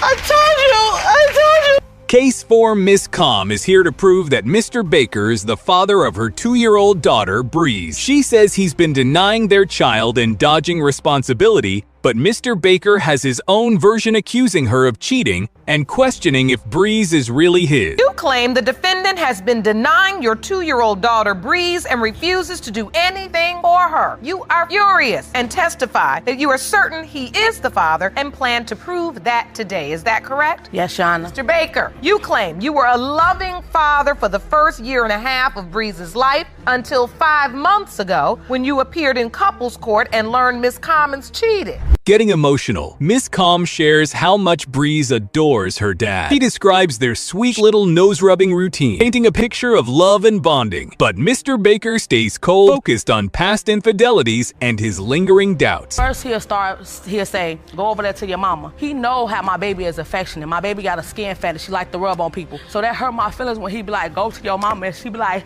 I want you. And he be just saying, go to your mama. Go to your mama. Why are you telling her to go to her mother and she wants you? She knows what she wants. It makes me emotional because she loves us. Like, she rubs our face, she rubs our ears. The way she rubs his face, they got this little nose thing that they do. Tension builds as Miss Com recalls telling Mr. Baker about her pregnancy. She hoped he'd step up as a father, but everything changed when she admitted she'd been unfaithful. That's when Mr. Baker's suspicions about paternity took root. All right, listen.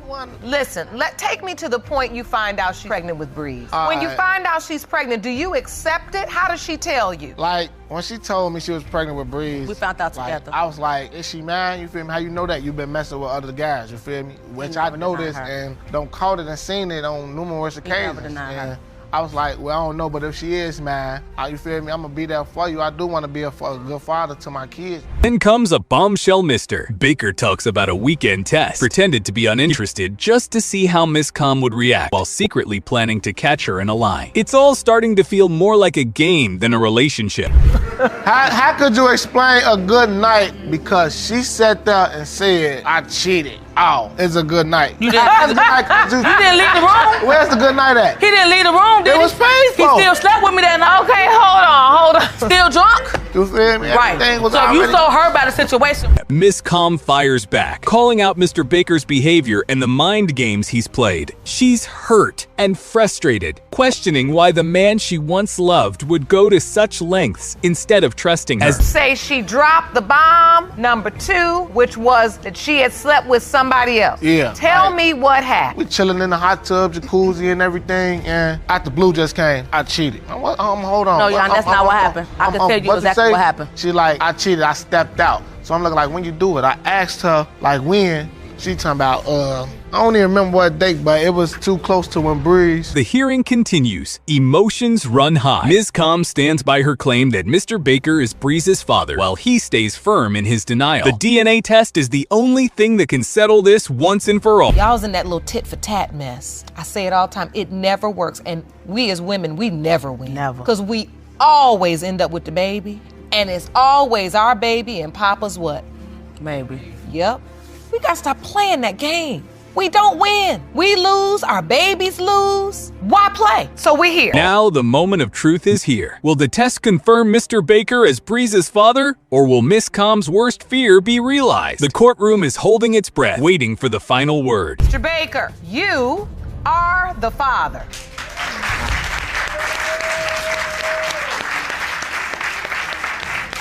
Give me a hug. I'm happy. Yeah, I'm happy with the result. Case 5. We've seen plenty of cheaters in court today. Mr. Walls says Miss Walker takes the case. He claims she's a serial cheater and says he caught her red-handed not long after they briefly broke up. Things are about to get seriously heated. Short time away from Ms. Walker, you caught her with someone else's hands in her cookie jar. Yes, Your Honor. All right, you say Ms. Walker is a serial cheater and there is no way you are her child's father. Yes, Your Honor. Additionally, Mr. Walls, you claim you lent Ms. Walker your car to help her with her child, and she never gave it back, so you are suing her for $2,500. Yes, Your Honor. On top of the cheating accusations, Mr. Walls says Miss Walker borrowed his car to help with her child and never returned it. Now, he's suing her for $2,500, adding even more fire to this already explosive case. I started going out there, you know, spending time by the water. I felt it was romantic, you know, so Ms. Walker? Yes, Your Honor. He seemed like he was a gentleman courting you. You went out with him? Yes, Your Honor. It was a good relationship at first? It was good in the beginning until I found out I was pregnant. When I found out I was pregnant, I told him, but he talked about he wanted a DNA test. He said that he saw me in the car with another guy. Miss Walker isn't backing down. She calls Mr. Walls a smooth-talking liar and insists he's the father of her 3-year-old daughter, Adriana. She's in court today to prove it once and for all. When she told you she was pregnant and it was your child, you had doubt? Yeah. Your Honor, when I told him I was pregnant and he has said, well, I need to take a DNA test because he said he didn't trust me. But she admitted to cheating, though, because when I was gone for them 30 days, she admitted to cheating. Did you admit to cheating? No, Your Honor. As the judge digs deeper, we learn their relationship had a sweet start. Mr. Walls tried hard to win her over, eventually scoring romantic dates by the water. But that fairy tale took a sharp turn when Miss Walker revealed she was pregnant. I'm glad you said it and not me.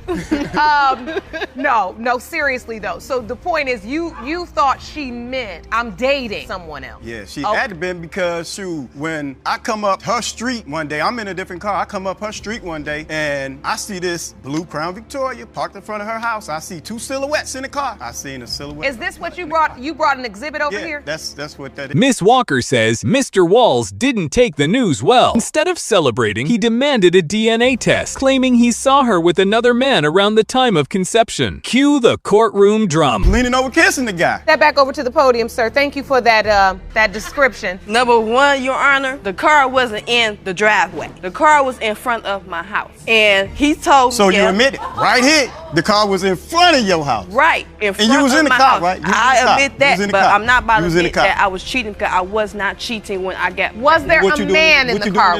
Yes, was. Mr. Walls sticks to his story. He claims Miss Walker confessed to cheating while he was away for 30 days. He's convinced the math doesn't add up and that he can't possibly be Adriana's dad.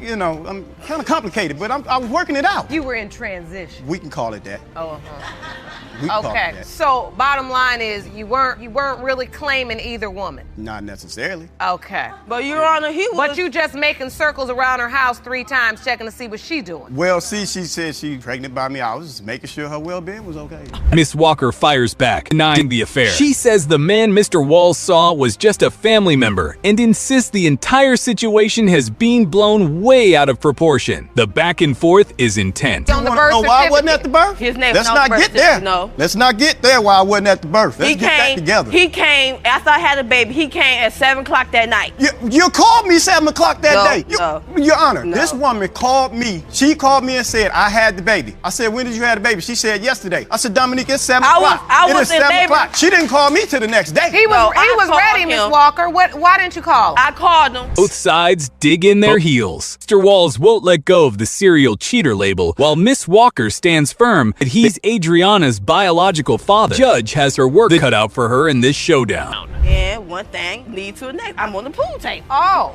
we did not use operating hours? Huh? No, it wasn't. No, club that I had belonged to, you know, as a member, you can have a key to the bar. Okay, the baby was conceived on the corner pocket. So, any other doubt that you've left out? All my other kids, I had symptoms. You know what I'm saying? I woke up, I'm feeling like I'm puking up a little bit. I'm feeling a little nauseous. As the case comes to a head, Mr. Walls drops new evidence. He claims he saw a mystery car parked outside Miss Walker's home, 2 silhouettes inside, and one of them wasn't him. He says it's the proof he needed.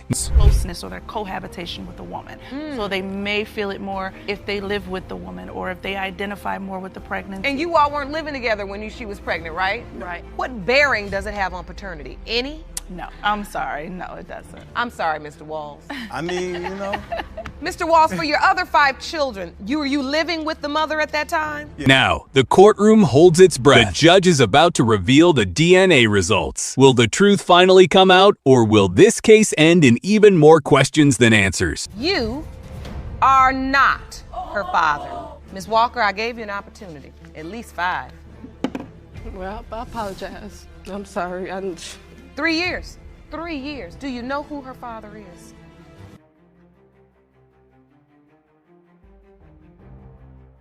Okay. No, excuse me. Yes, sir. You're influencing everyone but these children that you do not have anything to do with and you do not financially support. You said they were with you excuse me? What are we doing here? It's getting hot. She trying to show you what she had The BBL? done. Yeah. I'm not, and if I remember correctly, you filed the lawsuit on him previously and had the audacity not to show up. So you definitely need to pipe down. Okay. I chose money though. Okay, well, you may have, and we're going to get into that and see how much money you probably are going to be paying on child support. So the kids have been with you, looks like it's been about 7 or 8 months now. Yes, Your Honor. All right. So in this 7 or 8 months, has mom been paying? She has not been paying. Has she at least been visiting with the children? She hasn't visited the children, but she visited that man in jail that she ran off with. You are seeking to put mom on child support. I am. All right. Is there anything else you want me to know before I move over to her? I think that's about it, Your Honor. Just ready to hold her accountable. Okay, boy. Okay, Miss Daniels. Yes, Judge. I'm sorry. Excuse me. Judge, I'm sorry. Are you here to be pretty, or are you here to tell me your side of the story as to why you shouldn't pay child support today? A little bit of both, Judge. We don't care. Well, that's why I petitioned the court. I do apologize for not showing up, Judge, but let me tell you, I came up, you know. Oh, let's talk about this come up. What kind of come up we talking about? Well, Judge, I met a man who said he can change my life, Judge. All right, so how financially, did he change this life of yours? Not too much. Oh yeah. Mr. Clough. I know. Mr. Clough. We don't know. Let's hear her side of the story, because I'm pretty sure she's going to say some interesting stuff about finance. Judge, Clough don't know nothing. Listen, understand that I got at least, 6 figures in the bank. Oh, okay. Had 6 figures in the bank. She must not be thinking clearly if she actually believes bragging is going to help her case. Let's take a look at how fast this completely backfires. Oh, like I said. No, let me direct you really quick. You're getting ready to talk about these 6 figures you have in the bank. I do. All right, how much money we talking? We talking about, 300-400. You know what I'm saying? Bullshit. Sorry. You said no more outbursts. I was coughing. I'm sorry. It's true. It's your allergies. Yeah. Handle that. You need some tissue? No. No, thank you. Okay. Ms. Daniels, that's what you have in the bank. How much money are you making annually? Well, it kind of just depends on the year and how many promotions I get, how many companies want to invest in me. So it just depends. Anywhere between. When are you going to answer my question? Judge, it's a difficult question for me, because sometimes I can have a promotion that's $500, or I can have a promotion that's $50,000 plus. So, Miss Daniels, I don't have a lot of time, right? I have other cases I need to get here. I do understand that. Right. So You obviously came here to waste my time. I didn't. You did, because I asked you a very simple question. On average, simple answer. On average. On average. How much do you make in a year? Judge, I'd like to say about maybe about 30 to 100K. Okay, 30 to 100,000? Yeah. So we just gonna take the high end so we can keep this moving, because you came here to waste my time and I do not have time to play with you. Not only did she cheat and abandon her kids, but she really thought she could walk away without facing any consequences. Instead, she walked straight into an obvious trap, too busy hyping herself up to see it coming. And is this from an employer, or are you self-employed? I What do am we do? self-employed. All right. I do influence. What do you influence? I influence the world. You clearly aren't influencing. You said the world? The world. Well, that doesn't include these 5 children, because you don't even go and see them, right? It's just been the last couple months. Well, okay? no, excuse me. Yes, sir. You're influencing everyone but these children that you do not have anything to do with and you do not financially support. You said they were with you. Excuse me? It's hot. What are we doing here? What are we doing here? It's getting hot. She trying to show you what she The had BBL? done. Yeah. I'm not interested in the BBL. Let me tell you what I'm about to do. I'm about to make these numbers go BBL, okay? Judge, can I speak briefly? Briefly. Make it quick. Quickly, in the last few months, it has been a downtrend due to inflation and all that stuff. People aren't paying as much. How much was your BBL? I didn't pay for that. How much was it? How much was it? I mean, you know, I got more than the BBL. I had tube sock titties, so I got the boobies, then I got the booty, and then I got all that. So he probably paid $35. If she put as much effort into being a mother as she does into her surgeries, maybe she wouldn't be in this mess. And whoever is bankrolling those surgeries might want to reflect just as much as she should. $1,000? Yeah. He Oh did, yeah. though. Let me hurry up and get you out of here with these numbers. but I didn't pay You are that. about to pay child support. You have 5 children total, or do you have other children outside of these 5 that are under the age of 18? No, I don't. Okay. They're grown. So just the 5 children, right? Yes. All right. So 5 children. That is going to be at the 40%. And you said health insurance was about $350, right? Yes, Your Honor. All right. So your child support, you're looking at monthly. So with your testimony being on the high end of $100,000, that's what I just based your child support off of. So, I mean, well, I was going to make it higher than that and do it like the $350,000. Then that would make you cap out.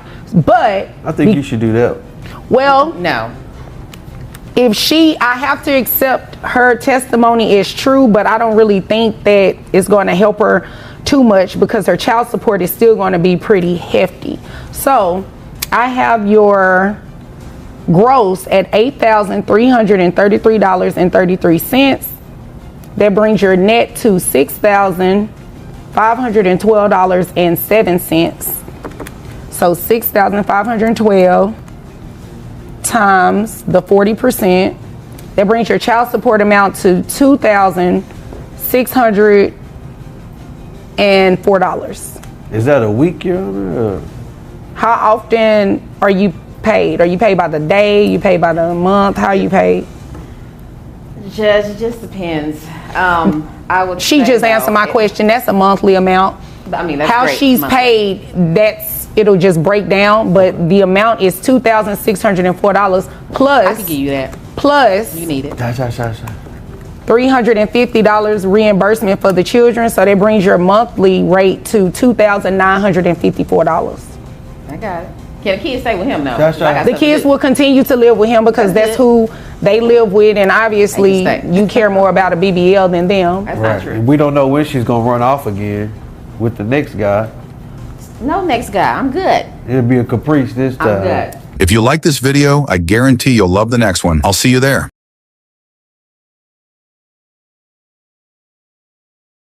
Thank you, Your Honor. Thank you, Your Honor. What do you gotta say? What do you gotta say for yourself? Why you been lying to me that they're my kids when they're not? I never. My son, okay, this is not, my son's life. My son's life is not a game. It's not a game. Every baby comes out light. We text him, and then a family member called me and was like, "Are you sure, you know, that's his baby?" And I was like, "No, I'm not sure because I honestly had sex with another man earlier that day." Earlier the what? That day, and he knew it. It was on my birthday actually, and we had sex 3 times. When I spent the night at his house. She's tired of holding everything down alone and wants to prove he's the father. Meanwhile, Mr. Carbajal insists he's not the dad, says Miss Lopez is ruining his life. Ms. Lopez, you are here today because you claim the defendant, Mr. Carbajal, allegedly perpetuated a DNA testing scam to try to deny paternity of your kids. You say you're tired of struggling daily to take care of your children alone, and you need to prove he's their biological father today. Yes, Your Honor. Let's rewind a bit. They met through a social network, and things moved fast. After unprotected sex, Miss Lopez found out she was pregnant. But Mr. Carbajal wasn't thrilled. He said he didn't want a baby with someone he didn't even love. How do we get to the point where you find out you're pregnant and there's a question regarding the paternity? Your Honor, after I found out I was pregnant, he did not have anything to say. We talked later, and he was still in shock, telling me that he didn't want to have a baby with someone he did not love. Hold on. So at that time, you told him you're pregnant? Yes. Later, Miss Lopez gave birth to their daughter, Aliada. That's when things got messier. Mr. Carbajal started doubting the paternity just because of a photo on a cell phone. Seriously, one picture was enough to raise doubt? So you claim Mr. Carbajal was the only person you were with? Yes, Your Honor. During that time that she was conceived? All she's doing this because she wants our money. She knows I don't care about money, she knows my okay? family has money, and she knows I don't work. I don't care about money, work, Your Honor. right? I growing up, I did not have a father, and I did not want my daughter growing up without a father. Here's the kicker. Mr. Carbajal even tattooed Aliana's name on his arm. Sounds like a committed dad, right? Yet, still questions if she's really his, while Miss Lopez breaks down over the idea of her daughter growing up fatherless. So all you got is a picture on a cell phone and you go, oh, this guy looks just like my niece. I don't think my brother's the father. What other doubt do you have? Did you witness? Did you hear about her sleeping with other people? My family was, when they were born, they didn't look nothing like us. My mom and my dad were saying your daughter did look that like you. They had nothing related to. Now shifting to baby number 2, Noah. Mr. Carbajal claims he wasn't allowed to sign Noah's birth certificate, which just added fuel to his suspicions. Miss Lopez clapped back, saying he was absent from the start. I was there when Aliana was born, when she was being pulled out of my daughter. Second time around, he wasn't there either for the Noah's birth. I was there for Noah's birth. I was there for both babies. Why couldn't I be? Why is it? Because you were never I around. was gonna go. You changed your phone number. What is it about this handsome young man that you doubt that he's your son? I'm light-skinned, Your Honor. He looks just like his grandpa. Dad is dark. Enter Mr. Carbajal's sister, Christina, who throws in a bombshell the family doesn't see any resemblance between the kids and Mr. Carbajal. Miss Lopez stands firm, but the doubts in the courtroom are stacking up fast. I did not meet up with my ex until a month before I had my daughter. I had no sexual contact with my ex or anybody else but your brother, Christina. That was too soon, though. It was not too soon. The time that you sent us that picture, you were already pregnant with Noah. Yes, and that guy looks exactly like Noah. Yeah. No. Yes. With emotions boiling over, Judge Lake steps in to control the chaos. She's not having the endless back and forth drama and demands real answers from both sides before things spiral even more. To identify which all we gotta do is swabbing or just put the name of the father and the kids. You write that name in. The names are wrong on there. My daughter's name is spelled wrong.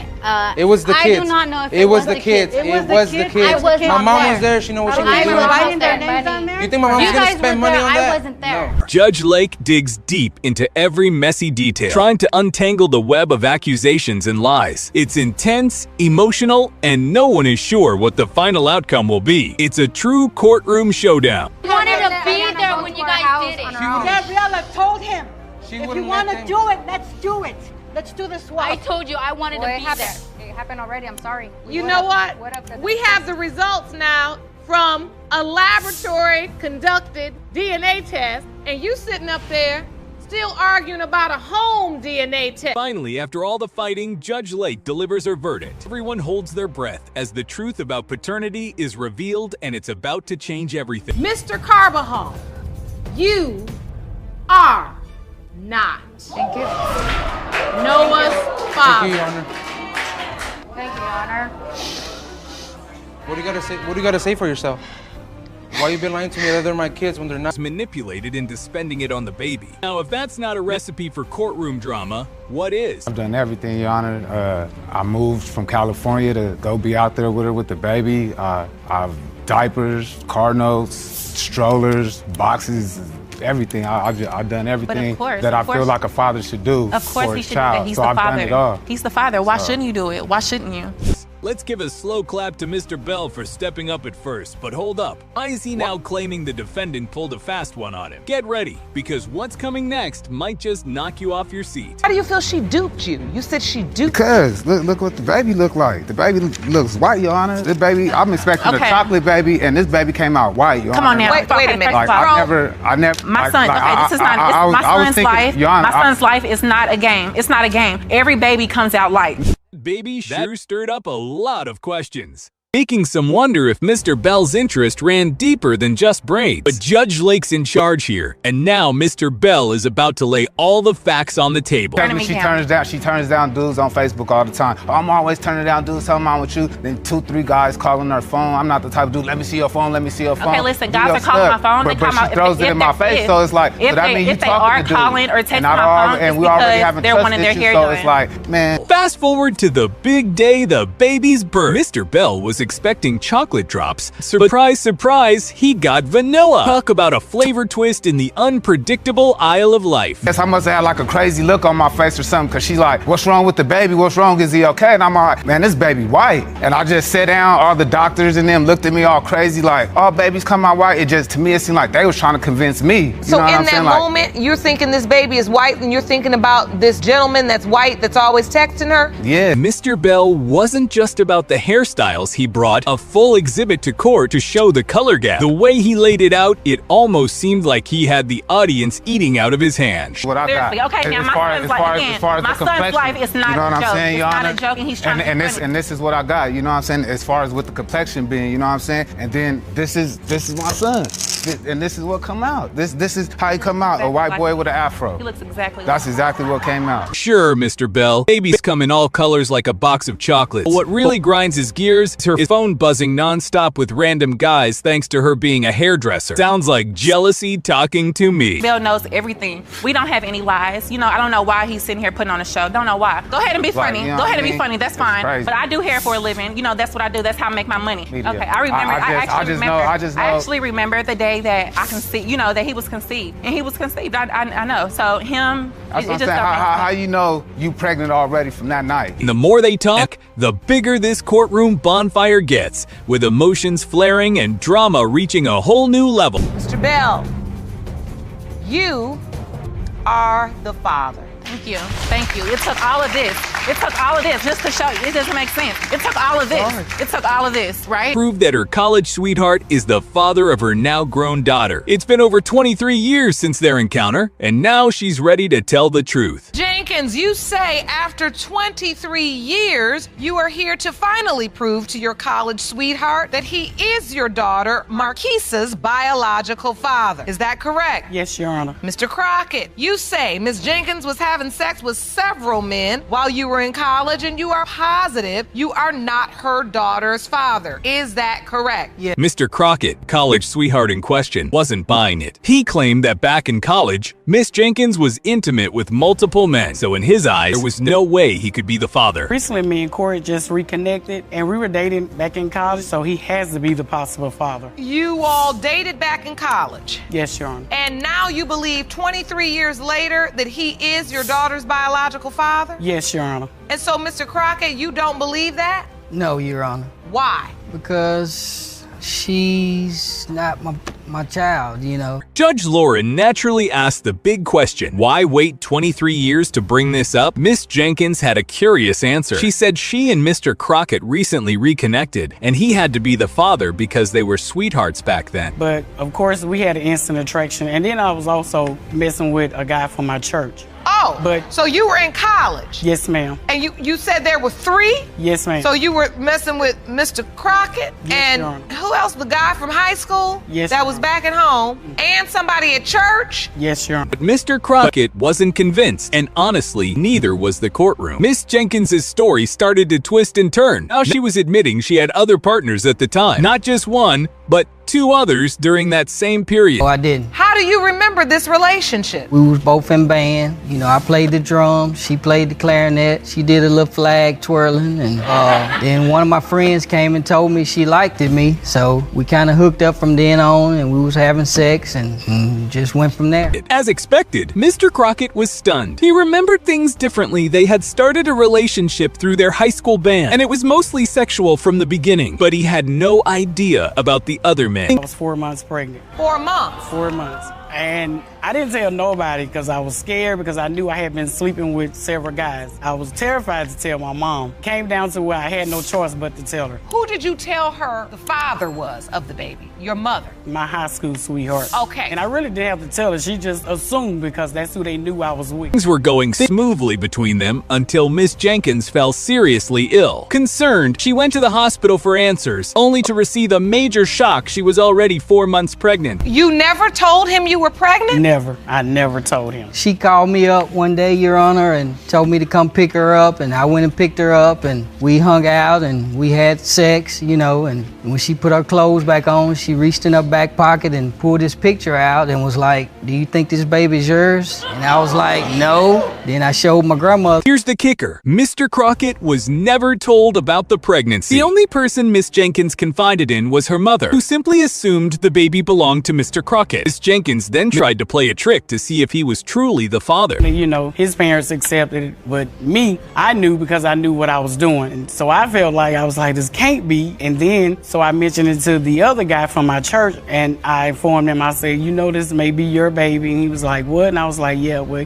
you know, you've been there, so hey, it's a possibility that this may be your baby. After the baby was born, Mr. Crockett was still completely out of the loop. Miss Jenkins even informed his parents, and they welcomed the child warmly. Yet deep down, she knew what she was doing wasn't right. Your high school sweetheart is her biological father. Yes, She's never been told anything different. Never. And now you're here to prove that, in fact, the high school sweetheart is not her biological father, but Mr. Crockett is. Yes, Your Honor. I think it's time to hear from Marquisa. I want to know what she has to say.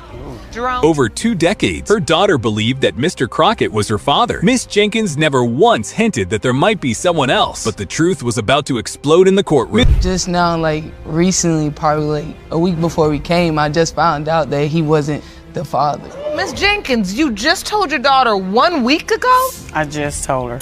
that the man she believed was her biological father for 23 years really was not? Yes, Your Honor. And how did you determine that? I had him tested when she was 13. Like I said, I wanted child support. Miss Jenkins' daughter walked in, clearly heartbroken. She had only been told a week earlier that the man she thought was her father might not be. The shock was written all over her face. I really have a father-daughter relationship because he was in and out of my life. Like, he was never consistently there. When him and my mom got back together when I was about 11 or 12, then at that point we started to kind of build a relationship, and in between then we experienced Hurricane Katrina together. He was there for me. He taught me like a lot of stuff during that time. But then after that, him and my mom. Her daughter spoke about her complicated relationship with the man she knew was her father. She always felt a distance she couldn't explain. Now, all that remained was one critical answer. Would the DNA test reveal Mr. Crockett was the real dad? Not the father.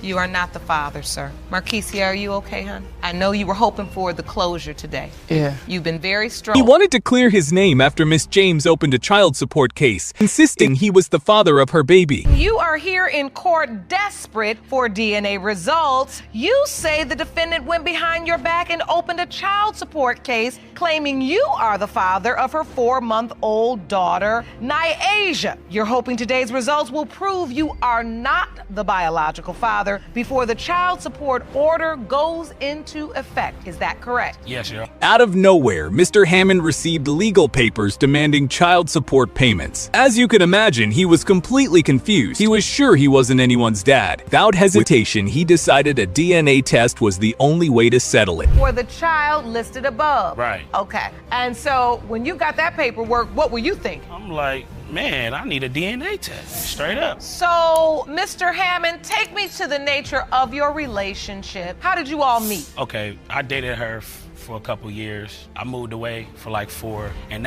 during that time, I had a relationship with Miss Kiera. It was time for the truth to come out, and the judge asked how their relationship began. Mr. Hammond dropped a bombshell. He had a messy back and forth with Miss James and his girlfriend, both of whom knew about each other. That's when I reconnected with Miss James. So you were doing a back and forth, but at some point, ended up dating both of these women at the same time. Like I said, you know. Like I said. Both of them knew. Well, she didn't know. He actually said that he's keeping her under, he didn't want her to know because he was just getting money from her. Mr. Hammond claimed he kept Miss James around mainly for financial support. Meanwhile, Miss James remembered things differently. She admitted knowing he was seeing someone else, but resented always being asked for money. Actually, when he told me he was going to get money from her, I said, go ahead, I'm not going to give you my money. You need to find a job or something. I'm not going to take care of a grown man. She can do it, I'm not going to do it. But you were still having sex with him. We were. He was always at my house. He was always at your house. Yeah, he was. So right before Naija was conceived, you all weren't in a real relationship. No. But you were having sex. Right. At that time, she got pregnant in March. Things took an even messier turn when both women became pregnant around the same time. Mr. Hammond had officially landed himself in a situation far more complicated than he ever imagined. While this young woman was pregnant with your child, right, and you were still having sex with Miss James. Yeah, of course. That's why I said. Well, we all know that because they're, you know, kind of close. So that's why I say, of course, because it's close. But what I'm saying is, you know, let's get back on topic. She called me and told me that she was pregnant, right? Both sides had major secrets to spill. Mr. Hammond said Miss James didn't want him involved with the baby. Miss James, however, insisted he apologized to her for getting his girlfriend pregnant and wanted to be part of the baby's life. I was at work and we had met and sat down and he was telling me how he's so sorry that he did it or whatever. He shouldn't have got her pregnant. This is the truth. And he was just telling me like he messed up and he's like, I have a plan or something, I guess, to take, I don't know. Hold on 1 second. Right. Stop whispering things over to your girlfriend. Let's stay on topic. Yeah. Okay. Okay. Let's be on topic. Just what it seemed like things couldn't get crazier, Miss James dropped another bomb. She admitted she had slept with another man 3 times during her pregnancy with Mr. Hammond's alleged baby. We texted him and then a family member called me and was like, are you sure, you know, that's his baby? And I was like, no, I'm not sure because I honestly had sex with another man earlier that day. Earlier than what? That day, and he knew it. It was on my birthday actually. Yeah. And we had sex 3 times. When I spent the night at his house, went to work from his house the next day. Whose house? The courtroom turned into a math contest trying to figure out the conception date. With the timelines not adding up, it became a wild guessing game about who was lying and who was telling the truth. Went to the doctor for your checkup. They gave you a conception date of August 6th, which was the actual day. Right. You had sex with 2 different men. Right. So if you did, and there is another man that you had sex with, how are you so certain it's Mr. Hammond's baby? It's really now, we at a 50-50 split right now. He's old, really old. So I think that his chances of like having kids. Judge Lauren had finally seen enough of the chaos, lies, and betrayal. It was time to reveal the DNA results and find out once and for all who was truly the father of Miss James's child. Mr. Hammond, you are not the father. Okay. That's fine. You are not the father.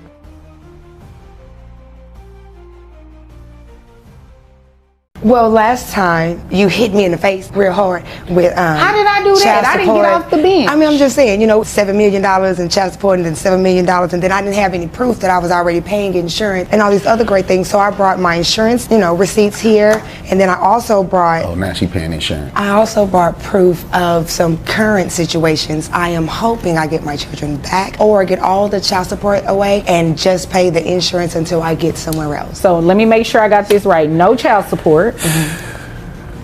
Health insurance update. So the only thing you want to pay is health insurance? Correct. For her children. Mr. Lewis, you remember last time we were here, right? I got up and bell. You remember that? We won't cause that again. Okay. And the last time I let you all do a whole lot of talk, we're not going to have any of those outbursts, are we? We're on our best behavior no, ma'am, Your today, Grace. right? No, ma'am, Your Grace. We understand this time. We have the assignment this time. Okay, sounds good. First, if it's all right with you, I'd like to show you the insurance information. Okay. I explained that I have been paying $750 the entire year that my children have been with him, and here are the receipts from that. All right. Just 2 weeks ago, my child, Fire, was rushed to the hospital because... Mr. Lewis, she's speaking. She's speaking.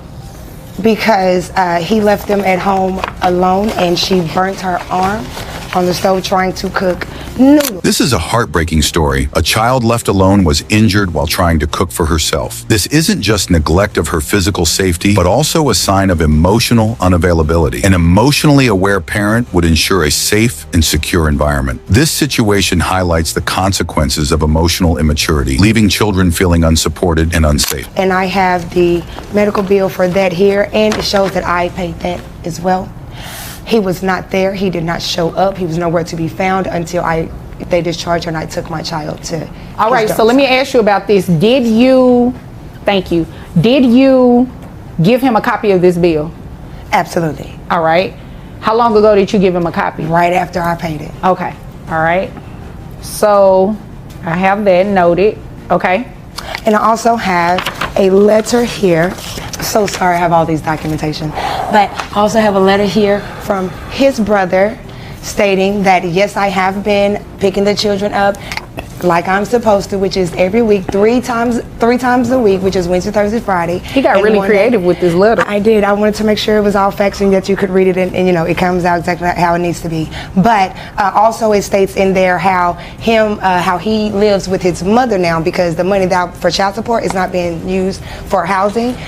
They got evicted. The fact that the children were evicted and now live in poor conditions with their grandmother further underscores a lack of emotional maturity in the parents. Emotionally unavailable fathers in particular often overlook their family's basic needs. Parenting isn't just about money. It's about emotional support for both women and children. When one parent is emotionally dependent on the other, the burden becomes unbalanced, leaving one to carry all the weight. What do you think about this? Share your thoughts in the comments. So now they live with his mother in his little shack in the back where the dogs and the cages are, and my baby's just sleeping on the floor now. So the money that I'm paying the child support, I don't know where it's going at this point. That's what we're doing, babe. Okay. In this binder that you gave me, are the cash out receipts in here? No, they are on my phone. Okay. I do apologize for that. You didn't print it out for me? I thought I did. I tried to get everything else. Just one thing. Here you go, Your Honor. And boom, here are all the receipts. Now, I know you don't expect me to read everything in this binder or the highlighted portions for me. Okay. Yeah. Can I interstate for a second? No, you cannot. Interstate? Yes. Like a highway?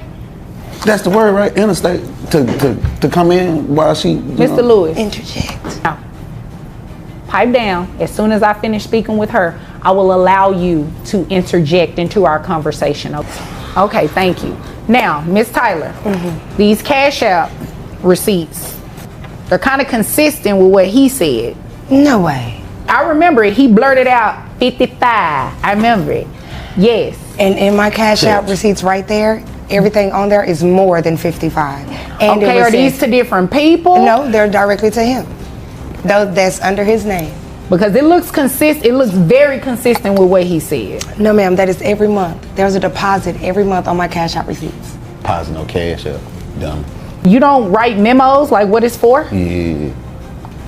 It's to him. So that's the only time I'm sending the money is for my children. I didn't know a memo for that. Right. Well, usually I try to encourage people on the memo to write like child support or something like that so it's clear. You know, anything that you send that doesn't really say for a child support is considered a gift. So. In his name?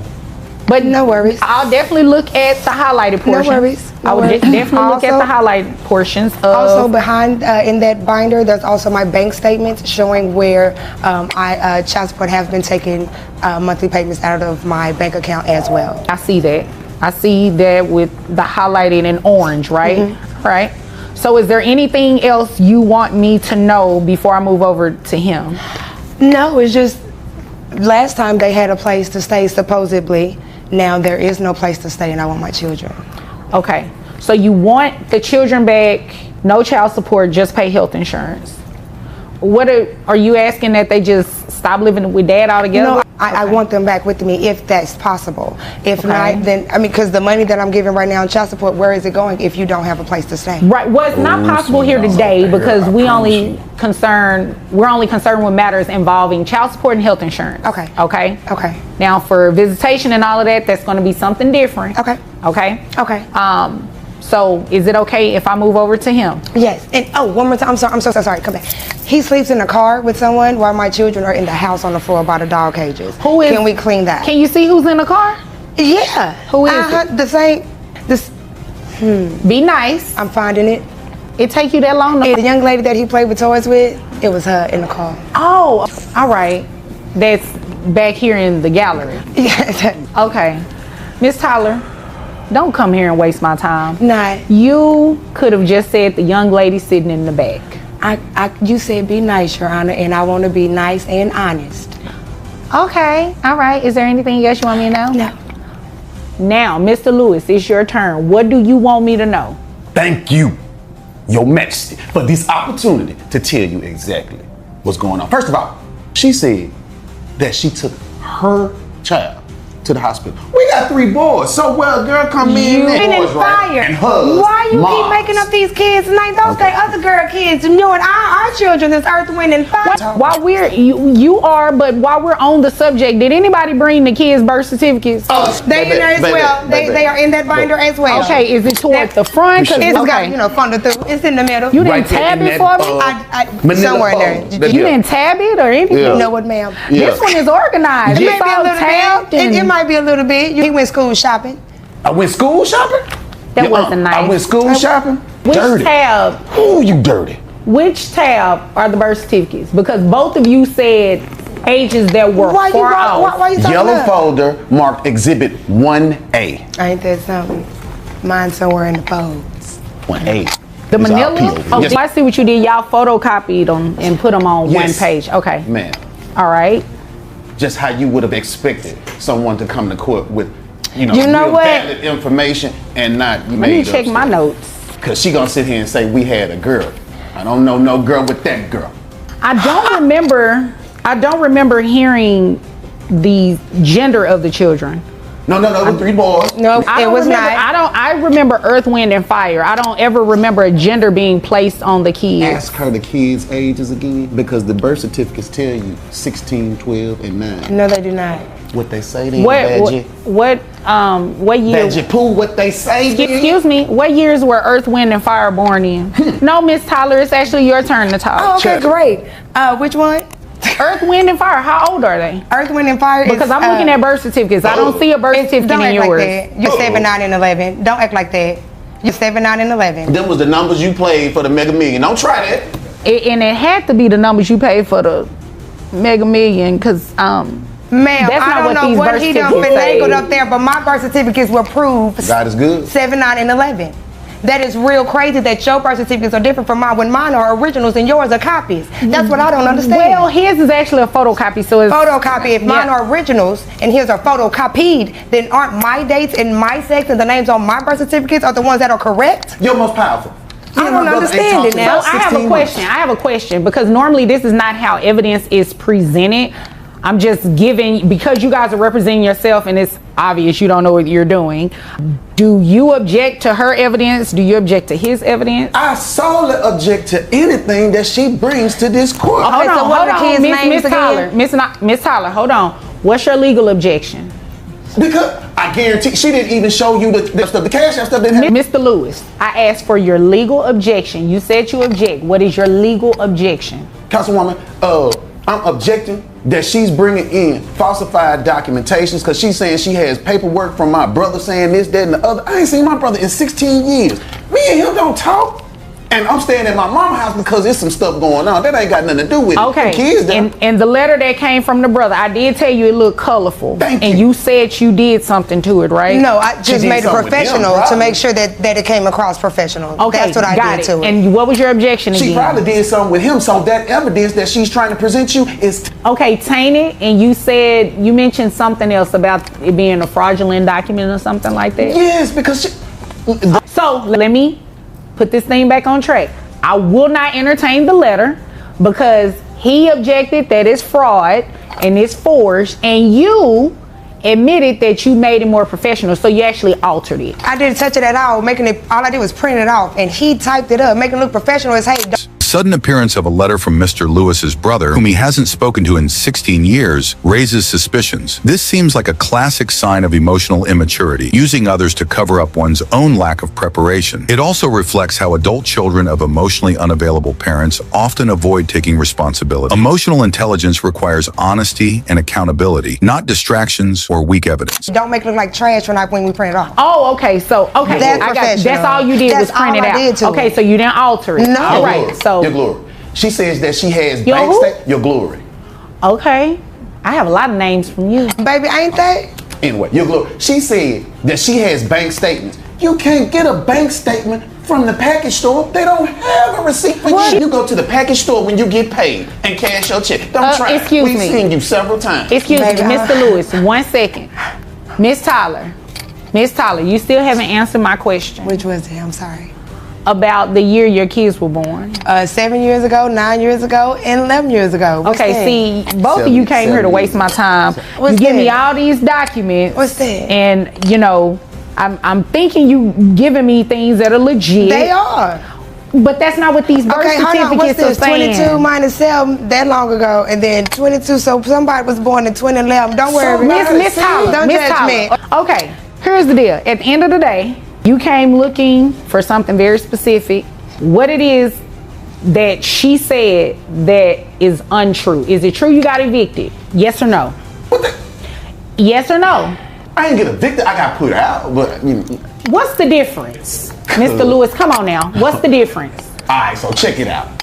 So we were all together with a friend.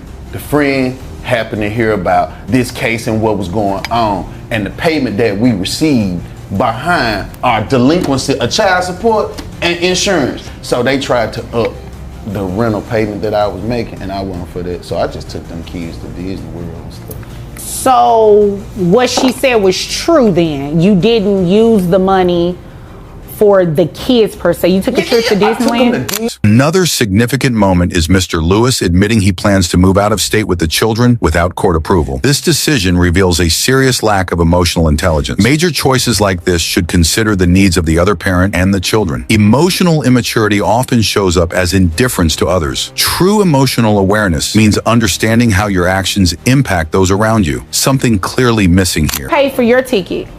She did. What you mean? Her child support?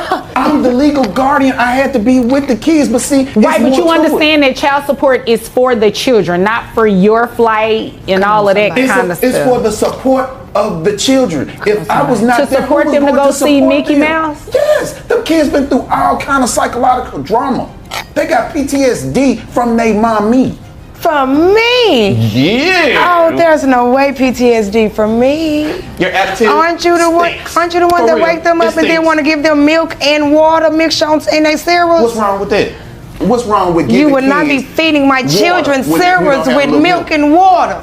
Feed them. So the answer to my question is yes, that you did get evicted. So where are the children living? We are staying with my mother at this time. So that is also true what she said. Yes, ma'am, Your Highness. All right. And it's also true that you've been using the child support to take the children to Disneyland, including yourself. That was once. Okay. What else have you been doing with the money? Well, I have been furthering my abilities to elevate in my employment. I've been licking boots. Basically, what's taking place. So you going to school? We'll be moving. No, we'll be moving. We're going to be moving from the state. I found a new job that's going to be paying more. From the state? Yes, we're leaving this state. Did you ask the custody court for permission to move out of the state? You can't just leave You have to ask for permission. We went to Disney World. Finally, using child support money for a Disney World trip shows misplaced priorities. It reflects emotional immaturity, focusing on short-term enjoyment rather than long-term needs. While fun moments are important, children require stability and security. Emotional maturity involves making decisions that prioritize their well-being and provide a stable foundation. Don't forget to like this video and share it with others to spread awareness. You came back. That's on vacation. You're talking about moving these kids, their residence. I'm making it better for them. Are you making it better for them to spend their money?